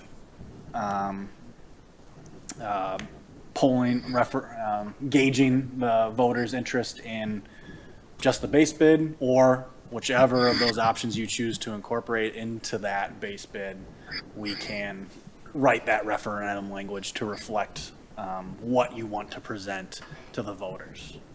Okay, and so then a follow-up on that, just so that we all understand and that our voters understand, the referendum question would be one yes/no question, right? So our citizens are not going to be voting on these different options. We will be choosing which of, at our August 20th meeting, we as a council will be choosing which of those options we want to move forward to referendum. Is that correct? That's how I've envisioned it happening. Okay. I have not spoken to the county as to how complex of a referendum question or how many referendum questions related to the same topic area that we could request to be on the ballot. We'll have to balance not wanting to confuse as well with confusing referendum language that people may not understand. Because they haven't been involved in the day-to-day development of this as it's come along. So I can certainly ask the county what that would look like, but I've in my thought process, it's been the council will determine which plan they want to gauge the voters' preference, yes or no, on. And I'm not necessarily asking you to do that, or I'm certainly not proposing that we have 5 questions or that we have a multiple choice, do you want A, B, or C, but just so that we all understand. I mean, I think a typical referendum question is a yes, no. Correct. It's not a which of these choices. Can we leave that open until? Right, we're not deciding that Right, tonight, but at right. our August 'Cause 20th meeting. We may maybe. later decide, well, maybe we want to present A, B, so. Okay, got it. Let's Yeah. leave that open for now. Yeah. I'll follow up with the county and figure out before the August 20th meeting when the bids are presented to you, if you choose to authorize us to go out to bid tonight. And then I did have just some follow-up for Jeff, if you wouldn't mind. At our last meeting, I brought up some questions about energy efficiencies and whether we might be able to explore doing some kind of solar array for solar energy. And it looks like the roof design really lends itself, or the roof angle really lends itself to that. And I wonder if you'd had an opportunity to explore that, either designing it or what the cost might be. I have not been able to explore that yet. That was one of the considerations. The roof is sloped and facing to the south prominently. We can talk with our mechanical, electrical contractor about the solar option, and how that would be incorporated and what costs that would be as well. Okay. At the very least, is it your opinion the roof is built to sustain the weight of an array? Yes, definitely. And that would be definitely I would request that it be constructed strong enough that it could support that. In talking to one of our city residents who's got expertise in designing these kinds of systems, his assessment was from the latest plan that you could accommodate 64 panels on that large roof, the one that, faces to the south, and that there's, federal and state funding or incentives available now that could cover 30 to 40% of the cost. His rough estimate was $68,000 for the system, and if you can get 30 to 40%, covered by incentives, I don't know we can't really calculate the return on investment because I don't know what the electric demand is going to be there. But that's something I feel like, when we look at our comprehensive plan and we want to support sustainable building materials and energy efficiency, and then I feel like we should be setting the example by including that. And I would expect that the return on investment would be pretty short if we can get those incentives. So I appreciate knowing at least that the roof is engineered that it could support that. Any other questions, Mary? I just have one more question regarding parking. And I know there's 22 very popular weekends, that's from May through September, where the parking is very challenging. We have the boats all along the side and the parking lot's full. And I'm curious how the parking plan, that phase influences the kind of our projection on what's going on with our restaurant and how we can make sure that we have enough interest. People don't struggle to try to come in on those very popular weekends if they're not at the beach to enjoy a meal. Sure. Dwayne's going to pull up the CIP for me, but I believe we're a little bit behind based on the original schedule, but originally it had been contemplated that 24 into 25 the restaurant would be constructed, and that in 25 half of the parking lot would be reconstructed, and then in 26 the other half would be reconstructed. So it is meant to in very quick succession have restaurant and redeveloped parking lot completed as part of the overall plan. That schedule has probably bumped back a little bit now, but it is still going to kind of follow that, that timeline. We'll try and do the parking lot that is nearest to the restaurant at the least impactful or inconvenient time for the operations of the restaurant. And if possible, since we're pushing it to 25, maybe we will, in the CIP, look at doing them somewhat simultaneously if we can avoid the busy season. But I have not looked at that timeline specifically right now. But redevelopment of the parking lot is contemplated to occur relatively soon after the restaurant project. Just a follow-up comment. I think this council, before Marri joined, we actually did, revise the CIP to bump some of those parking costs later in order to reduce the debt that we were taking out this year. So, I mean, that, it's unfortunate because we would like to get the parking stuff moving right away, I think, but just trying to spread out the debt a little bit, we did bump some of that forward, I think, so. And I haven't spoken to bond counsel, but I believe the parking lot will be determined to be of public benefit, majority public benefit, not for private benefit. So will be a tax exempt borrow when we do get to that. So they are kind of separate projects in that regard, because the interest rate should be lower on the parking lot project.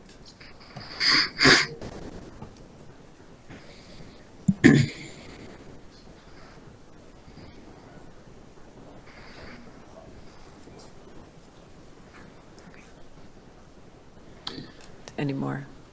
No clarification? He was just letting me know that I was, Correct. I remembered correctly. Sounds good, sounds good. Okay, Steve, any other comments or questions from you? Nope, I'm good on this end, and if you need, I'd make a motion to approve the resolution. Before we go to so- that, do you oh, mind yeah. Michelle, one more go ahead. comment? Because Charles, another comment. it is something I think is necessary to speak to the comment that was made earlier today in our meeting. I think it's important that we acknowledge that, yes, we would love to go back to nostalgia and keep things the way they were. However, things have moved on and we need to move with them.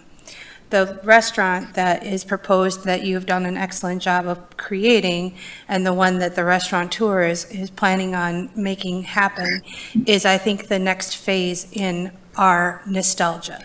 It is one more piece of Lake Mills that my generation will look back on with favor.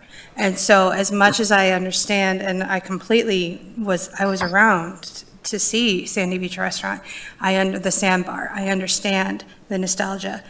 We have to operate with the understanding that there will be more nostalgia, and it can be with new buildings. And I think that the building that you have created offers that humble amount of, it's not too flashy, it's not too outstanding. It does what it needs to do, and it does it in a very humble and productive way. So I just wanted to make that comment because of the fact that there had been so much commentary on the Facebook comments, and I think along with the comment made earlier today, I think it was important to say.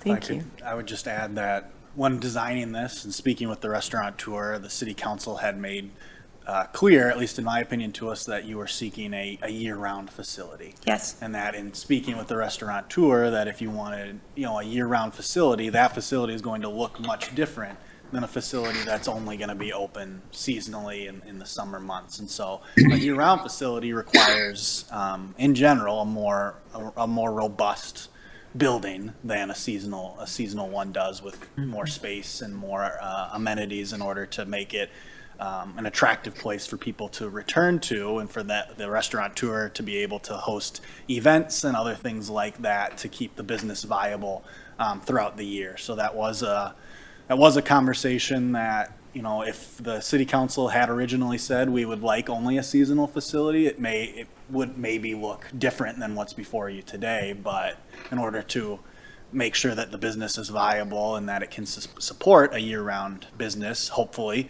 that necessitated some design choices as well. And it was based off of the survey that was put out. And so it's coming straight from the survey results as well. So it's not just this body that is saying this is what we want to have done. This is based on what the citizens had said as well. Okay, Steve, would you like to go back and return to your motion? Yes, I'd like to move to approve Resolution 24-54, authorizing the city manager to bid the Sandy Beach Restaurant Facilities Development Project, including the alternates proposed tonight in the presentation. Second. Motion by Mr. Field, seconded by Ms. Schmaker. And so just to clarify, that would be, you're electing to add all 4 of the items that are listed in Section 1? Correct. Is that correct, Steve? Did- Okay. Yeah, That's I correct, guess Mary. for our understanding, we believe he did identify them as alternates, so they will be bid as alternates, not built as one package, but they'll be bid as alternates that you can select at the August meeting. Okay, do we need to change the language of the resolution? But that's the understanding. We believe it was we believe it was clear. Okay. Wasn't there a combination that you had to do, if you did a certain space, you needed the lift? You'll be able to make that choice in August, and we'll Okay, be able to that was it. confirm that you do need, that if you choose the expanded mezzanine, that you do need the Lula. Okay. We'll be able to confirm that for you Okay, in thank you. August. Okay. Okay, is there any discussion on the, let's see, I just got to make a motion by Mr. Fields, seconded by Ms. Schmaker on 24-54. Any discussion? I would like to make a motion to amend Resolution 24-54 to add another item under Section 1 to also include an alternate solar energy system for $70,000 would be our constituents' estimate of what that would cost. So if that could be also designed, I'd like to make that proposal to amend 24-54 to add that. 70,000, 70. Yeah. I'll second. I'll second. Each of. So with that. So that would amendment, be we listed as another alternate then, basically. It would be another alternate, so it would be designed, and we could choose to do it or not do it at the August 20th meeting. So with Does that that have any amendment, we would design? understand. Oh, sorry, go ahead, Steve. Does that have any design fee impact on this? I don't believe it'll impact the, I don't know.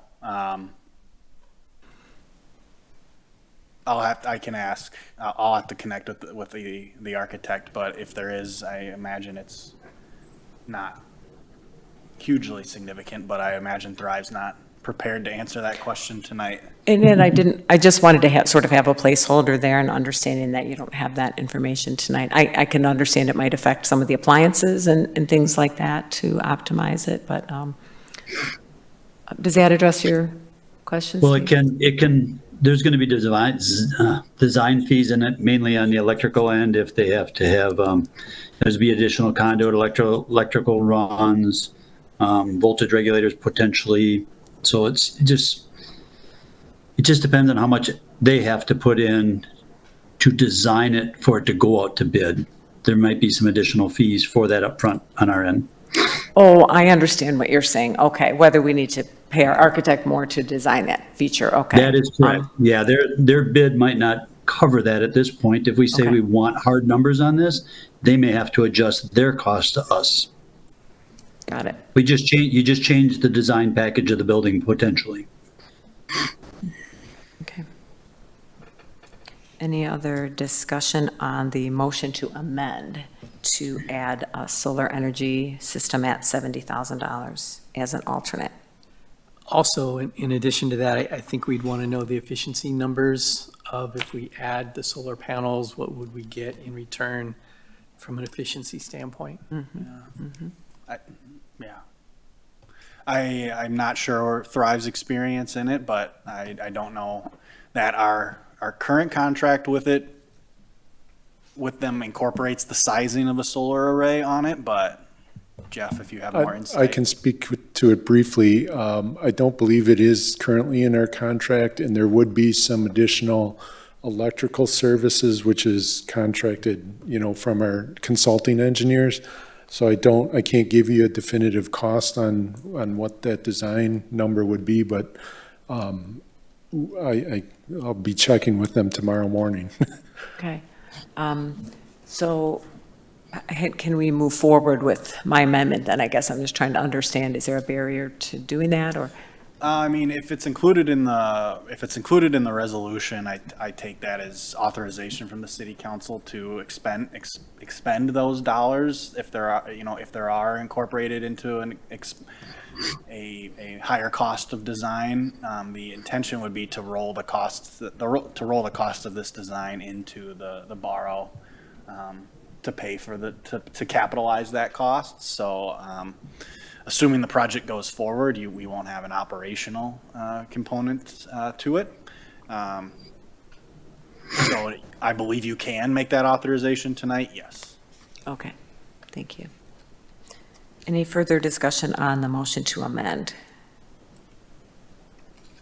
Okay, I'm hearing none. Misty, can you do a roll call vote on the motion to amend Resolution 24-54 to add solar energy system at $70,000 to Section 1? Ms. Quidnow? Aye. Aye. Mr. Fields? Aye. Ms. Curler? Aye. Mr. Waters?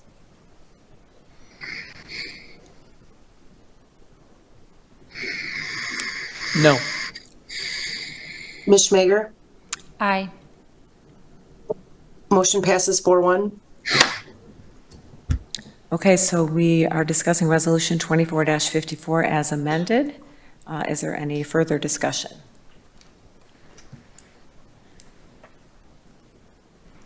Okay, hearing none, let's have a roll call vote, please, on Resolution 24-54 as amended. Mr. Fields? Aye. Ms. Curler? Aye. Mr. Waters? Aye. Ms. Schmager? Aye. Ms. Quidnow? Aye. Motion passes 5-0. Okay, thank you very much. So I think we've got a good approach with having the alternates that we'll find out in a month how those bid out, and we'll hopefully get lots of input from our citizens on where they think we should head with this at that meeting. So I want to continue on with the agenda where we've been going with it. So the next item would be letter J, which is ordinance 1266, amending chapter 660 related to fences. So tonight is our third reading of that proposed ordinance. So Misty, could you do the third reading for us, please? City of Lake Mills Ordinance 1266, amending Chapter 660 zoning regulations, Article 2 general regulations, Section 660-14 fences. Thank you. So now we've had our three readings, so I'll be looking for a motion to adopt ordinance 1266.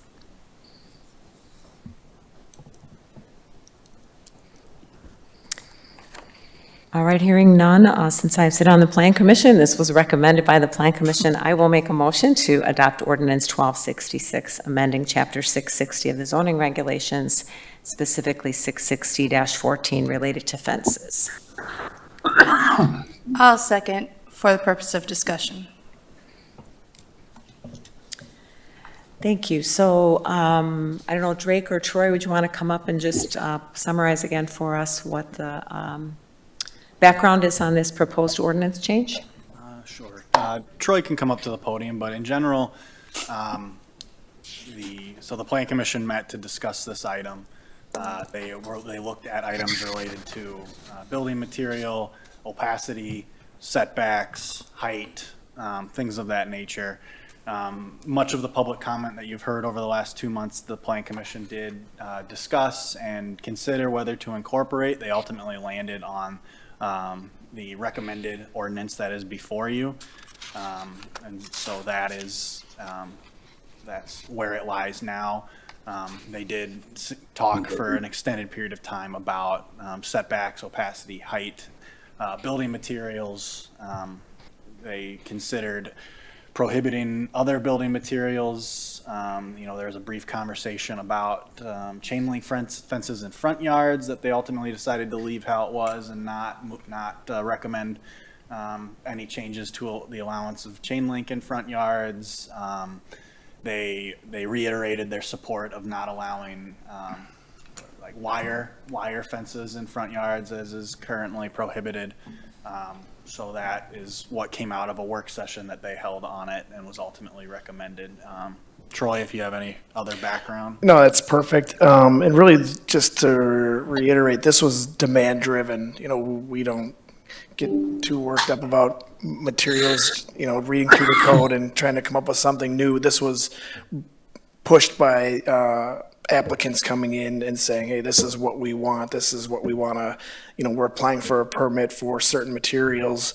And then we started nosing around other municipalities and seeing what's commonplace. I talk with a lot of contractors, fencing contractors, asking them what's the norm, where they work and where, and like I said, I did a bunch of looking around on other municipalities' codes, and this is a pretty standard fencing ordinance for local municipalities around here.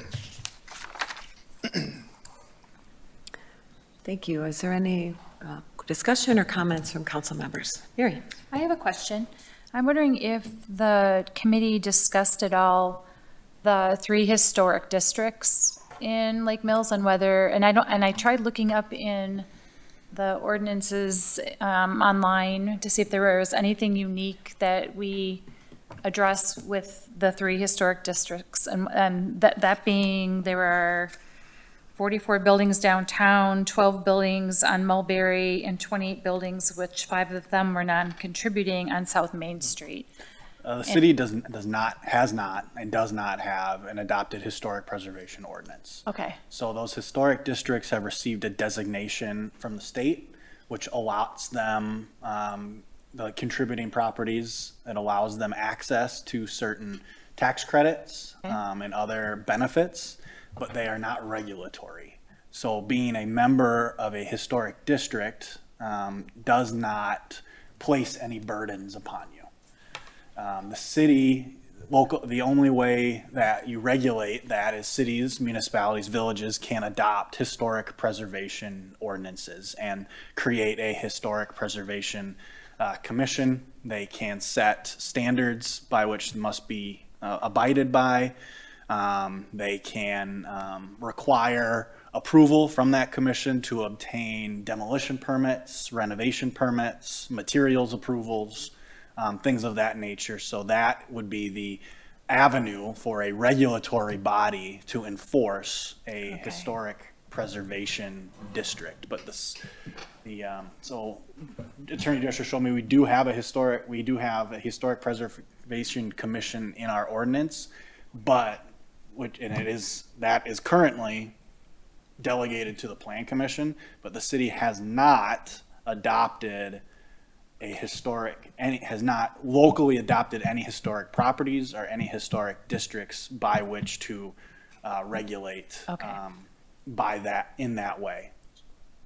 I know some communities, I mean, they tell you what color paint you can have on the inside, which is not what I was thinking would be as a homeowner, I mean, but I think maybe perhaps somebody in a historical building would like that kind of guidance, but I was curious on the fence conversation, whether specific, that because they're historic, they had, there was an interest in doing something different with that small number. In a previous But- community that I managed, there was a historic preservation commission. Things like roof replacement, window replacement, door replacement, things like those did run through it. I can't recall if fences were included. Fences are not always included because they're not considered permanent fixtures. Yeah. So they're not always regulated under preservation ordinances. I'm not familiar if they can be or not. I have not ever looked into that. But it's certainly possible that they could be, but we have not currently adopted any regulations controlling properties that exist within state designated historic districts. Thanks. Just a quick follow-up on one of the things that you mentioned, Drake. I believe we did get correspondence from the Lake Mills Astelan Historic Society indicating just what you said, that fences are generally considered to be, temporary, removable, and so they're not treated the same, in terms of being a historic feature or I do have their damaging historic nature of a property. I have their letter, their second paragraph. I believe you all received this, but from the standpoint of historic preservation, the general consensus among preservationists is that fences are removable and do serve a purpose. With that said, the design of new fences could detract from a neighborhood if not regulated with the preservation of the aesthetic of the historic property or neighborhood. They go on. There's a multiple paragraphs, but you're correct in that they say they can, but the general attitude of preservationists is they're considered removable from the property. But you all have access to the full letter. Michelle? Is are the fences that are previously out of compliance going to be grandfathered in now? Yes. Okay. So, for instance, the gentleman that spoke earlier who lives on Rosewood, which, if I'm not mistaken, is in Brookstone, correct? Correct. So there are other homes in Brookstone that have those white vinyl fences. Those would be grandfathered into the system, and so it wouldn't be an issue. Correct. His is a little bit different because they applied for a conditional use, if you guys remember. So they're going to have to comply to the conditional use. They never received a permit. The other homes that you see, most of them have a permit and got approved somewhere along in the last 10, 15, 20 years. This particular property, they had gone ahead and installed the privacy fence, and then they were made aware that it wasn't compliant. They went the conditional route, or the conditional use route for the location. But so they are still going to have to comply to their conditional use if you guys move forward with with or without the approval tonight. They're going to have to comply with their conditional use. Okay. Well, they could choose to comply with the new ordinance rather than their conditional use. That's something that's permitted by right, but they are permitted. They have the right to continue with the conditional use that was approved for them. I would note that that fence is not currently vinyl, so that is a wood fence right now. So there's a few different aspects to the ordinance change, but that fence currently is not vinyl. Just for your knowledge. Thank you. My mistake, because I assumed based on the fact that vinyl was added, that was part of the reason or part of the problem, so. Well, I'm glad that you wanted to clarify that to Michelle, because I think there's two probably specific properties in town that we're hearing comments about that are related to this proposed ordinance change.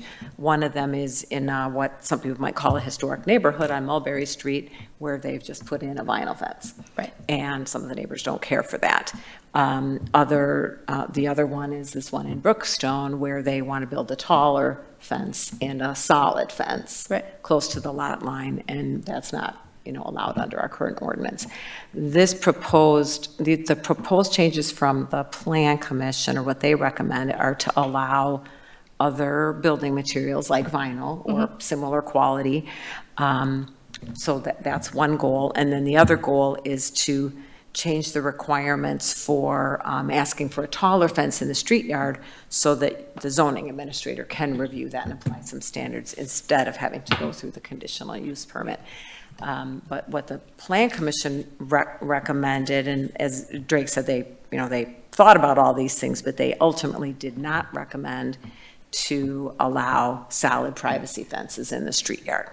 They kept the 50%, what is it called, 50% opacity is what's in the ordinance. So the Plan Commission's not recommending to change the opacity. Right. And that the height can be modified up to 6 feet, correct me if I say this wrong, but so the proposed ordinance, in the street yard, you could have a taller fence up to 6 feet if it's moved back 10 feet and there's landscaping in front of it that kind of Beautifies it. beautifies it for the passersby. Sure. Yep, there is an allowance for, I believe it's 6 inches from the ground to the start of the fence. Oh. That's not considered as part of the height for maintenance purposes. Yeah. I'm sorry, 4 inches. So technically, the highest the fence could be 6 foot 4 inches off the ground. Yeah. And as Ms. Curler stated, the Plan Commission discussed adding the ability to vary, or that's an incorrect term, to allow the zoning administrator to allow a privacy fence. They ultimately chose not to. The council can choose to allow that. If you have no objection to privacy fences, you can add that to this ordinance tonight. The Plan Commission just chose not to make that recommendation to you. Specifically on the street yard, so that applies to, in general, corner lots. Great. So as I read this, I try to visualize, it's just the way I am, I guess. So I can understand what a front yard is, and a backyard, and a side yard, but what's a street yard? For corner lots. So basically, a corner lot has 2 front yards and 2 side yards. It doesn't have a rear yard, if you can kind of envision that. So if you draw a straight line across the front of your house, everything out to the street is front yard, and then on the side of the house where the other street is, same thing. If you draw a straight line across the side of the house there, everything out there is front yard, or they call it street yard, but it's treated like a front yard. So is a street yard ever considered a front yard or a backyard, or is it always a side yard? It's considered a front yard. It's like I said, it's 2 front yards. It gets treated as a front yard, and then everything behind the house gets treated as a side yard. That's why you're allowed to have a 6-foot privacy fence on a corner lot in your side yards, but it cannot go in front of the house in either direction towards the street or the front of the house. So it's yard that fronts a public roadway, a public right-of-way. So It's the side of the house, basically. correct. So like currently, for example, you could install a 6-foot tall privacy fence on a corner lot if the fence did not extend past the principal structure. If it was principal structure all the way back to the property line, along the back property line, to the edge of the structure, back to it, that would be permitted. What it doesn't allow for, and what the recommendation for you still doesn't allow for, is to have that 100% opaque fence that it comes out past the side of the home that is in what is called the street yard.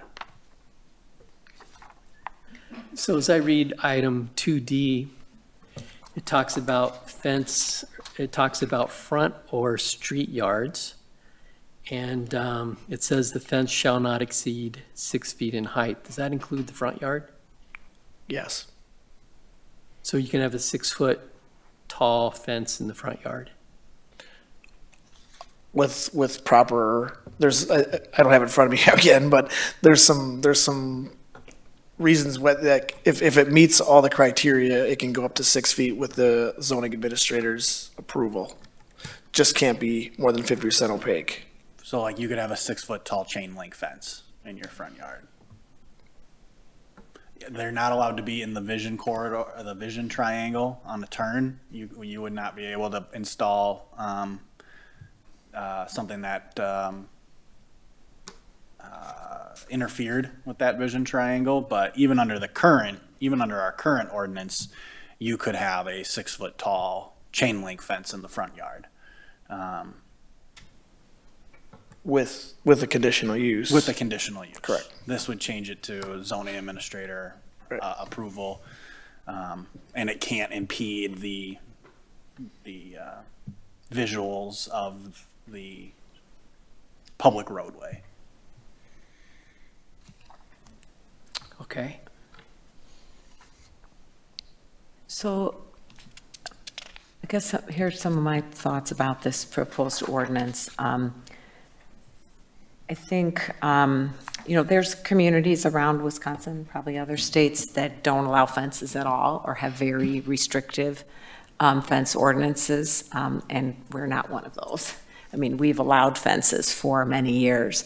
I think what we're seeing now is that fences have become more popular and different kinds of materials have become more available that are economical, that are lower maintenance, and so property owners are wanting to be able to use those kind of materials. So when it comes to the building materials piece of this ordinance, I'm in support of the change, because I think if we wanted to not have fences in Lake Mills, we should have decided that 12 years ago or whenever, the last time the zoning ordinance was updated. So I think it's not, I don't think it makes sense for us to go back, to somehow try to go backwards, and then we're going to make all of these existing fences non-complying. And then all the people that didn't already get around to building a fence will be like, well, how come they get to have it and I don't? So I think that creates kind of an unfair situation. So I don't have a problem with the vinyl. I know some people like how it looks, some people don't care for how it looks. And I can see if you've got, a historic building, or you like, the historic look, that you're going to find the vinyl offensive. But I also think when you do zoning, you're trying to balance the private property rights and the rights of the public and the character of our community. So one of our plan commissioners made a great statement when we were reviewing this and recommending this ordinance, that, we're just trying to find that right balance, and it's not going to meet every individual property owner's needs, but we're trying to do, what we think is best for the whole community. So I guess I don't have a problem with changing to allow vinyl and to allow the zoning administrator to approve other materials that might come around, down the road. When it comes to the street yard, this is challenging, because we've heard input, particularly from the property owner on Rosewood, about, the safety and protecting their children and protecting their dogs. The street yard, corner lots are just different. And I don't think you can, the results of the zoning ordinance are going to be different, because they have two street yards and two sets of sidewalks where the public has the right to be and the public has the right to enjoy. And I don't want our community to start having 6-foot walls along our sidewalks. I don't think that's the right approach for the character of our community. The Whipperforths have children and have dogs and have playground equipment, and they would like to enjoy all of that on their property, and I totally understand that. They're on a corner lot, and so there's some different constraints that kind of come into play, and I don't, and I think that's kind of where the Plan Commission landed as well, is they didn't support 6-foot tall privacy fence right next to the right-of-way, because that's not how we want our overall community to look. So it's not, personal, to this one property, but that's just that's not how we want our community to look. What I feel good about in terms of this is that there is an option that's available for the Whipperforths. I mean, there's not, they can build under this proposed ordinance, they can build a taller fence. It just has to be set back farther and have landscaping with it. And from what they've described of the dogs not being impacted by seeing people and things like that, I think the proposed ordinance can accomplish that. So I don't feel like it's, we're preventing them from having a solution to enjoying their property if we would adopt this. But this fence ordinance requires 50% opaque. Right. Okay, just want to be clear on that. Yeah, so it would have to be 50% opaque, it would have to be 10 feet back, and then it would have to have landscaping. Correct. Yeah, if they wanted to comply with the ordinance. And as you said, I think they have a conditional use permit for, This is from memory. 3 foot back from property line, allowed to be 6 feet tall, maximum of 50% opaque is their current, with vegetation included in that conditional use. That's the current conditional use based on my memory. I think that's a good, I had forgotten that, because I think the council approved that. So there is landscaping that they would do screening. Yep. So, depending on the landscaping, that could be done at that 3 foot distance because they got a permit for That was kind of the concept, to have an Yeah. adequate space there to allow for some landscaping to maintain and survive and not encroach in onto the sidewalk. I think the Plan Commission added the 10-foot requirement in the current ordinance because to remove the subjectivity of a applicant coming to the Plan Commission and having them set that setback differently as different applications came in, and what amount is adequate space for screening, something of that. They grappled with that and ultimately settled on the 10 feet just to provide a uniform requirement. Any other questions or comments? Greg? I'd like to make a motion, but I probably need Mr. Drescher's guidance in this. I'm looking at limiting the front yard to 4 feet. Mr. Waters, could you turn your microphone on, please? Thank you. Thank you. That's much better. So I'm looking at limiting the front yard to the 4 feet instead of the 6 feet. So as I looked at item 2D, I think if I just strike the word front or, that would bring the front yard back to 4 feet, I believe. Is that right, Mr. Drescher? Yeah, that's consistent with what Drake and I were just discussing. I believe that is the easiest way to accomplish what you were just discussing. So I'd like to make an amendment to strike the words front or from the 2D So that will read paragraph. fences exceeding 4 feet in height in the street yard may be approved. You're just excluding front or, correct? Correct.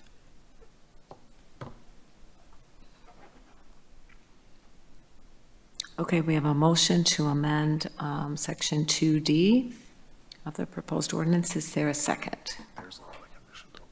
I'll second. Okay, motion by Mr. Waters, seconded by Ms. Schmager.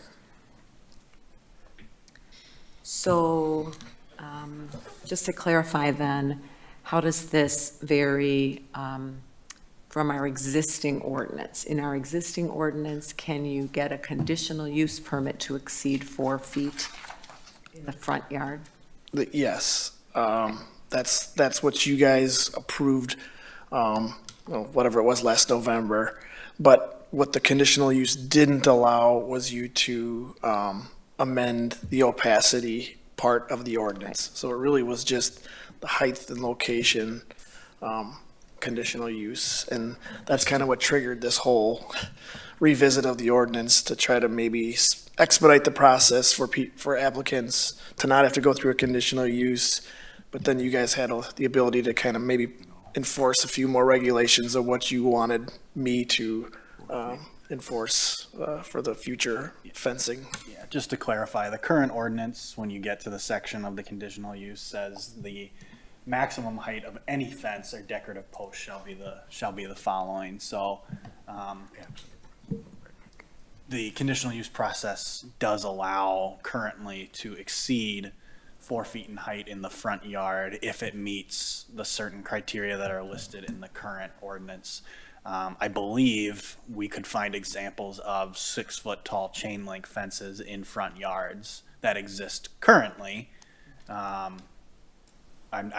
have not, can't say that we've ever checked, but yes, I believe under current ordinance, you would be allowed to exceed 4 feet in height in the front yard with a conditional, under a conditional use. With a conditional use permit. So ordinance 1266, as it was originally written, allows that to be done through an administrative process with the zoning administrator.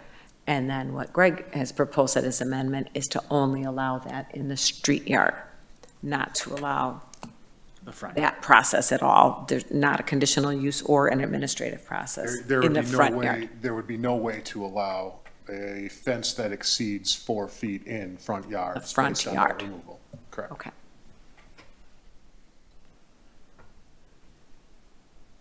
So you could not do a conditional use No. permit? The to go rewrite, larger the than 4. amendment of the ordinance doesn't really contemplate conditional uses and that as a mode of accomplishing that, so no. Okay, okay.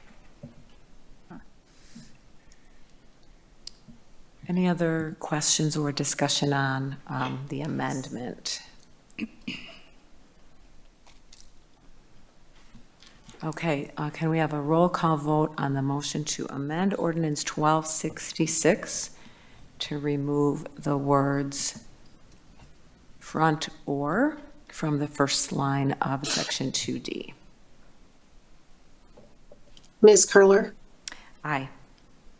Mr. Waters, Aye. Ms. Schmager, Aye. Ms. Quidnow, Aye.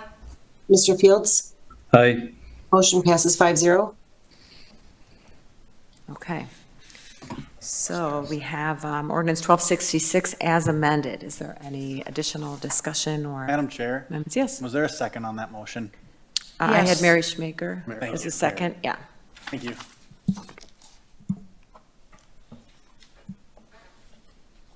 I probably didn't repeat them, so I'm sorry if I didn't, but that's what I wrote down. Okay. Okay, any further discussion on the proposed fence ordinance? Can I have just a moment to read something real quick to make sure I have clarity?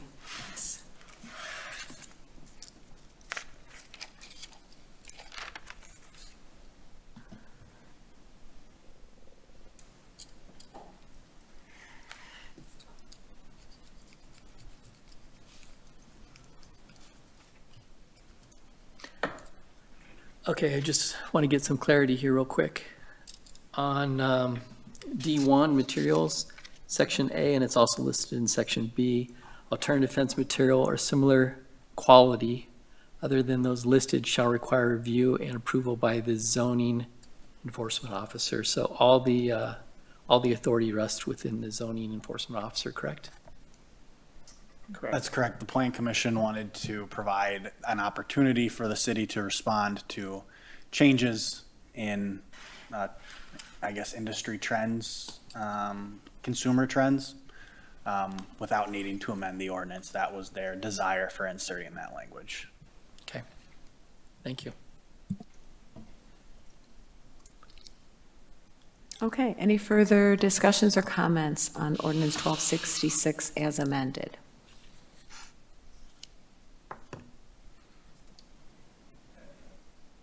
I'd just like to, I guess, make a couple of comments, and I'm fully in support of these changes, and I appreciate Drake emphasizing some of the discussion that the Plan Commission had as well, and they thought about a lot of the issues that we are talking about tonight as well. We did have some feedback about, and public comments about, that there are maybe fences out there that don't comply, that we haven't done anything about. I think there was some public comment at one point about, well, city staff are, see some of these things and they're not doing anything about it. And I guess for my part, I don't think our city staff have time to go around looking for violations, and I would not want them to spend their time doing that. Certainly not their off time if they live in the neighborhood, but I that's not how we in this small community are running our zoning program. Troy is helping people like he did with the Tiltons. He's helping people learn what the requirements are and follow the regulations. And if he gets a complaint, he'll go and follow up on it. Does that mean that maybe there's some out there that don't have permits? Yes, and hopefully those will get addressed over time. But I just want to share that my perspective is I don't expect you to spend your time going around looking for violations. I think you've got enough on your plate, helping people follow the regulations that we have, so I appreciate that. Yeah, I guess to add on to it, if the city council ever most communities, I would say, operate on a complaint basis, that you respond to violations when a complaint is received. If this council wanted proactive enforcement, seeking out infractions, I can certainly mobilize resources to do that at the expense of other city activities. But we certainly have resources that we could do so to seek those out. So that is not the current policy of the city. We operate on a complaint basis. We could go out. I could ask Troy to canvass neighborhoods and seek out violations. We could send violation notices out. We are certainly able and empowered to do something like that. That is not how the city has operated for probably the extent of its existence as far as I'm aware. So we'll continue operating on a complaint basis until we receive direction otherwise. Thank you. Any other comments or questions? Okay, if not, let's have a roll call vote, please, on ordinance 1266, which is amending chapter 660 regarding fences. I'm sorry, ordinance 1266 as amended. Mr. Waters? Aye. Ms. Schmager? Aye. Ms. Quidnow? Aye. Mr. Fields? Aye. I'm sorry, Mr. Fields? Aye. Thank you. Ms. Curler? Aye. Motion passes 5-0. Thank you, everyone. So our next agenda item, continuing along, is ordinance 1267, which is amending chapter 27, well, several chapters related to swimming pools. So Misty, would you do that third reading for us, please? City of Lake Mills Ordinance 1267, amending Chapter 279, Building Construction, Article 1, Uniform Building Code, Section 279-17, Swimming Pool Spa Requirements, Sub B, General Pool Regulations, Sub 1, Location, and Sub 2, Access. Thank you. Motion to approve ordinance 1267. Second. Motion by Mr. Waters, seconded by Ms. Quednow. Troy, you want to give us the overview of this one now? Sure. This one's a little simpler. This was basically just some house cleaning. There was a couple of different locations in our code that talked about fencing around pools, and they conflicted with each other. And we kind of consolidated what we thought you guys wanted, distance from the pool and the openings. I think were the only two real major things that needed to be brought into conformity in the code. So it really was just a little bit of house cleaning to make it uniform throughout the code. Great, thank you. Any questions for our zoning administrator? Or comments on ordinance 1267? Okay, hearing none, let's have a roll call vote, please, on ordinance 1267, which is amending various parts of the city code relating to swimming pool. Ms. Schmager? Aye. Ms. Quidnow? Aye. Mr. Fields? Aye. Ms. Curler? Aye. Mr. Waters? Aye.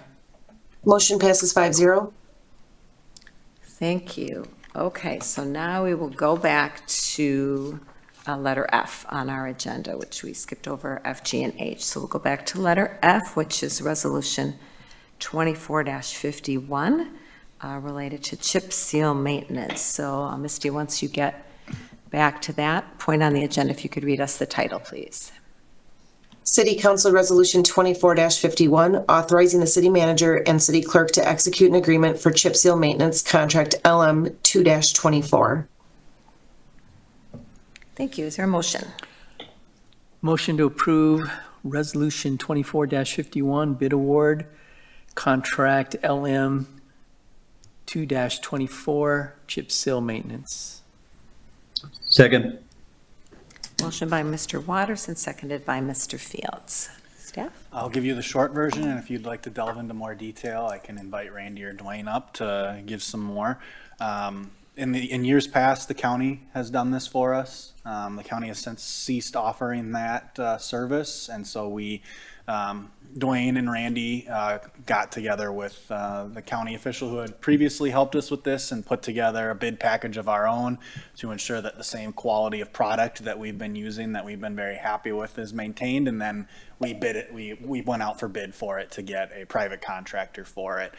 We were pleasantly surprised by the bid amount we got back, just over $150,000. That will keep us within our proposed budget and probably allow us to add some extras back in that we had originally been thinking that we were going to have to remove based on that pricing. So the Public Works Board did review this and did recommend approval. Staff recommends approval as well. If there's any questions, we're happy to answer them. Fantastic. Any questions for staff? Okay, seeing none, let's have a roll call vote, please, on Resolution 24-51, bid award contract LM 224 for chip seal maintenance. Ms. Quidnow? Aye. Mr. Fields? Aye. Ms. Curler? Aye. Mr. Waters? Aye. Ms. Schmager? Aye. Motion passes 5-0. Thank you. Our next agenda item is Resolution 24-52 related to impact fees. Misty, would you read that title? City Council Resolution 24-52, amending impact fees. Motion, please. I move to approve Resolution 2452, amending impact fees for 2024. Second. Motion by Ms. Schmager, seconded by Ms. Quidnow. This is an annual approval. The ordinance states that these should be indexed to the CPI, which was 4.1% over the time period we're looking at. So that is what the increase to the impact fees is in the proposed resolution. Any questions or comments? I recall this is something that came up once or twice in the past few years from some Public Works Board members wondering why it didn't go through them, but I believe the ordinance specifically directs the city council to do this, right? And it even specifies that we have to follow the CPI.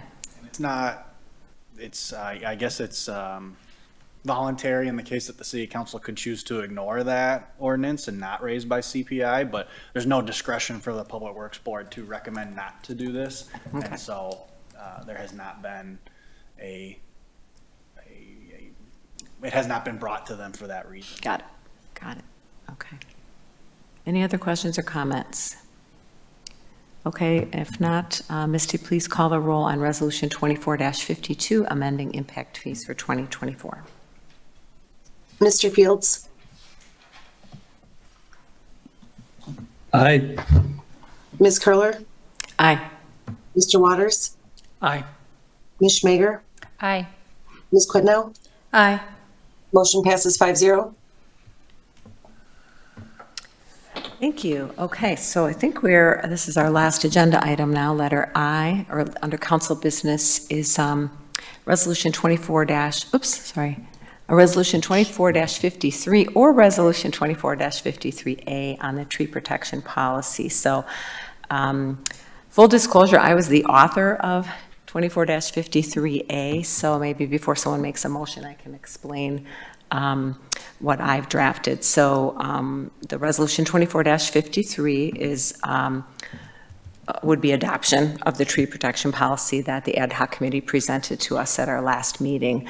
I was reflecting on some of the comments and discussion that we had and the questions that we asked of the committee chair, and reading it through a couple times, and I just came up with some questions that I thought will be very hard for the committee to do this kind of work, to assess how particularly what kind of cost difference there would be in implementing their proposed policy versus our current policy. And then are there any other engineering considerations that we might want to be aware of as we're thinking about this proposed policy? And so in talking with staff, I thought, well, one thing we could do is just sort of try out this policy and ask our staff to, and so that's what I've proposed in Resolution 24-53A, is to ask our staff to prepare, so there's 3 items. Sorry, let me call it up here. I'll read it. So first would be to prepare an opinion of probable cost for us to implement these practices under both existing city policy and proposed policy for 3 upcoming street projects that we have: Milton Street, Westlake Park Place, and East Prospect Street. So that would be one piece. What does it cost us to implement our part of it? 2 would be seeking contractor bids on those same 3 street projects to see, how much, what might the cost difference be for contractors when they're bidding those projects. And then 3rd, just to get some input from our city engineer on the differences between the policies. So if there's any other factors that maybe we're not thinking of, it's not my area of expertise, that we're not thinking of, that may be a question mark for them about how to implement the proposed policy, that we could be aware of that before we would move ahead with it. So that's what I've drafted, and so I guess I would like to make a motion to adopt Resolution 24-53A related to the tree protection policy during the City of Lake Mill Street infrastructure improvement projects. I'll second. So we have a motion by Ms. Curler and a second by Ms. Schmager. So what do you guys think, guys and gals? City staff, do you have comment? We think it's a very viable way to assess the cost of implementation of the policy. I would note that at any time, the resolution states that you'd go through 3 road projects, but the city council can at any time formally adopt it. So that doesn't keep you from formally adopting it if after the first 2 projects you decide it's working really well, you've seen acceptable increases in cost or no increases in cost at all, and that it hasn't been overly burdensome, you can certainly adopt it at any time following this. But this is likely the only way to get real world numbers on comparing how we do things now versus how we would do things under the tree protection policy that was presented to you. Thanks, Drake. I appreciate that. And I want to be very clear. I'm not doing this because I don't want to spend the money that there might be additional costs. I just think it's important for us to understand if there are cost differences, because we may need more resources for our forestry staff, whether financial or people resources. And we need to budget more possibly for our street projects. So we just need to be aware of that, I think, before we would adopt this. And like you said, having kind of some real world experience. Drake, what do you think would be the timeline for particularly items 1 and 3? So an opinion of probable cost and some input from the city engineer, maybe 4 months, something like that. Like, I don't know what's a reasonable time We'll have them period start working on it, after this is adopted, but I imagine they will kind of evaluate it and have it coincide with their finalization of the Milton Street project, and provide some feedback to the council on, what they've encountered or what they may encounter on future projects that they didn't encounter on Milton Street. For example, we have standard engineering specifications for roadways that deal with road width. We have certain policies related to sidewalks. There's certain contemplation of bicycle infrastructure. So where there may be conflicts that could arise in the future, I think they'll be able to identify, even if they can't identify specific ones right now, but they could bring up.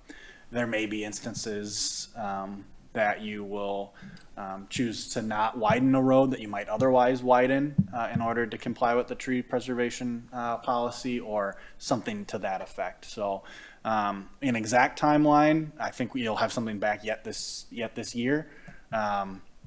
4 months might be realistic, but I think it'll coincide with their finalization of the Milton Street design that will come before you. So we'll kind of work on them in parallel. And that, I don't know how other people feel. I mean, that seems reasonable to me. I want to be respectful of the committee and all the hard work that they put in this, and so I don't want to just like set it aside indefinitely. But I also understand it will take some time, and, you know, Milton Street is in the process of being designed, and so it may take some time for the city engineer to pull some information together for us. Yeah. I think it's a great proposal. As I looked at the original proposal from the committee, I was concerned about the cost and how much it would be. And I think this is a good way to find out. I guess my only question is related to that, how much will it cost us to get these estimates? Is it just going to be rolled into the project and really won't cost as much? What's your thoughts there? Yeah, it will be rolled into the cost of the project. We do capitalize those design costs. So we will be, when you're designing the bid and incorporating the alternates into it, there will be some increased costs in there. Much of the policy is regarding noting, you know, where these trees are, making sure we have a handle on the inventory of where they are, noting that they're scheduled for protection, putting up the tree protection zones, and then monitoring it throughout, as well as, you know, potential conflicts or fines for infractions against not complying with it. So, you know, it'll add to the bid package, which has some cost to it, but we have done alternates before on other aspects of street design.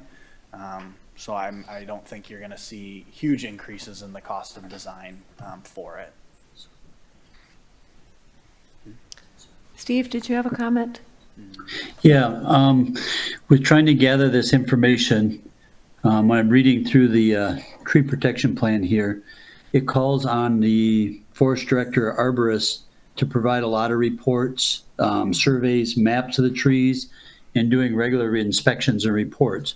So there's a way at looking at these projects to have our forester put some dollar signs to this as far as what it might take him for resources and time on his commitment to also follow this program? Not just the contractor end of it, but our internal end? Certainly. I think certainly the forester and arborists will be involved quite heavily in the design processes of these streets. So certainly when we go through one of these, we'll see how much of a time commitment we see coming from them. There may also be a recommendation from staff that we require Strand, who typically manages our projects, to contract and have an arborist on their project management team if we feel that it would take away too much from the day-to-day duties of our arborist staff. So you'd be able to see that cost incorporated into it. But I think they certainly will be involved, and it will be more of a time commitment. So it'll be more of an opportunity cost perhaps than a hard cost, because the costs of those employees remain the same throughout the year, but if they're doing one thing, they're not doing another. So there will be an opportunity cost there. So as we implement this, or if you get bids back and decide you want to go, we can certainly quantify how much time is being spent on it. There will be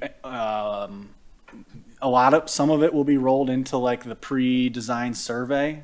So we'll incorporate, our staff as we need to, but it'll be, where the inventory of trees, things like that will be incorporated into the pre-design survey that we do. But certainly the arborists, our staff will be out there to evaluate the conditions of those trees, recommend whether if they're diseased, dying, or dangerous to public health and safety, whether those are being removed regardless of if the project would happen. But we will, if it goes forward, we will attempt to quantify the impact on staff time as well as hard costs that we would incur. And I appreciate you bringing that up, Stephen. I think, under the proposed resolution 2453A, item 1, I guess I would consider that to be part of sort of this opinion of probable cost. It doesn't have to just be dollars, but, like you said, maybe it's staff hours or, something related to that. It doesn't necessarily have to be dollars because we've got several arborists on staff, so who would do that and what would not get done if they're working on that. Hopefully that could kind of fit under that category. Some of it we won't know necessarily until we tried it in the real world, and I would imagine, if you did adopt the tree preservation policy, there will be increases. I imagine once it becomes more common and becomes rolled into that, implementation will be easier, but it will certainly take several construction cycles in order to get to that point. Yeah. But that will bear out in when we do this for the first time. So we'll attempt to give you as best information we do before choosing to go ahead with it, but some things we won't know. We won't really know how much time the arborist staff have to put into it until we see what the project looks like going forward. Try it, yeah. And you can imagine if we had a contractor that just had a lot of difficulty complying with it, that's going to take more time than a contractor that has less difficulty complying with it. Mm-hmm. Any other comments or discussion? Okay, seeing none, then Misty, could you call the roll on, trying to find my number here, Resolution 24-53A. Ms. Curler, Aye. Mr. Waters, Aye. Ms. Schmager, Aye.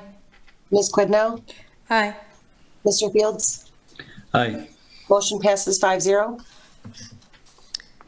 Thank you. So we have completed our council business.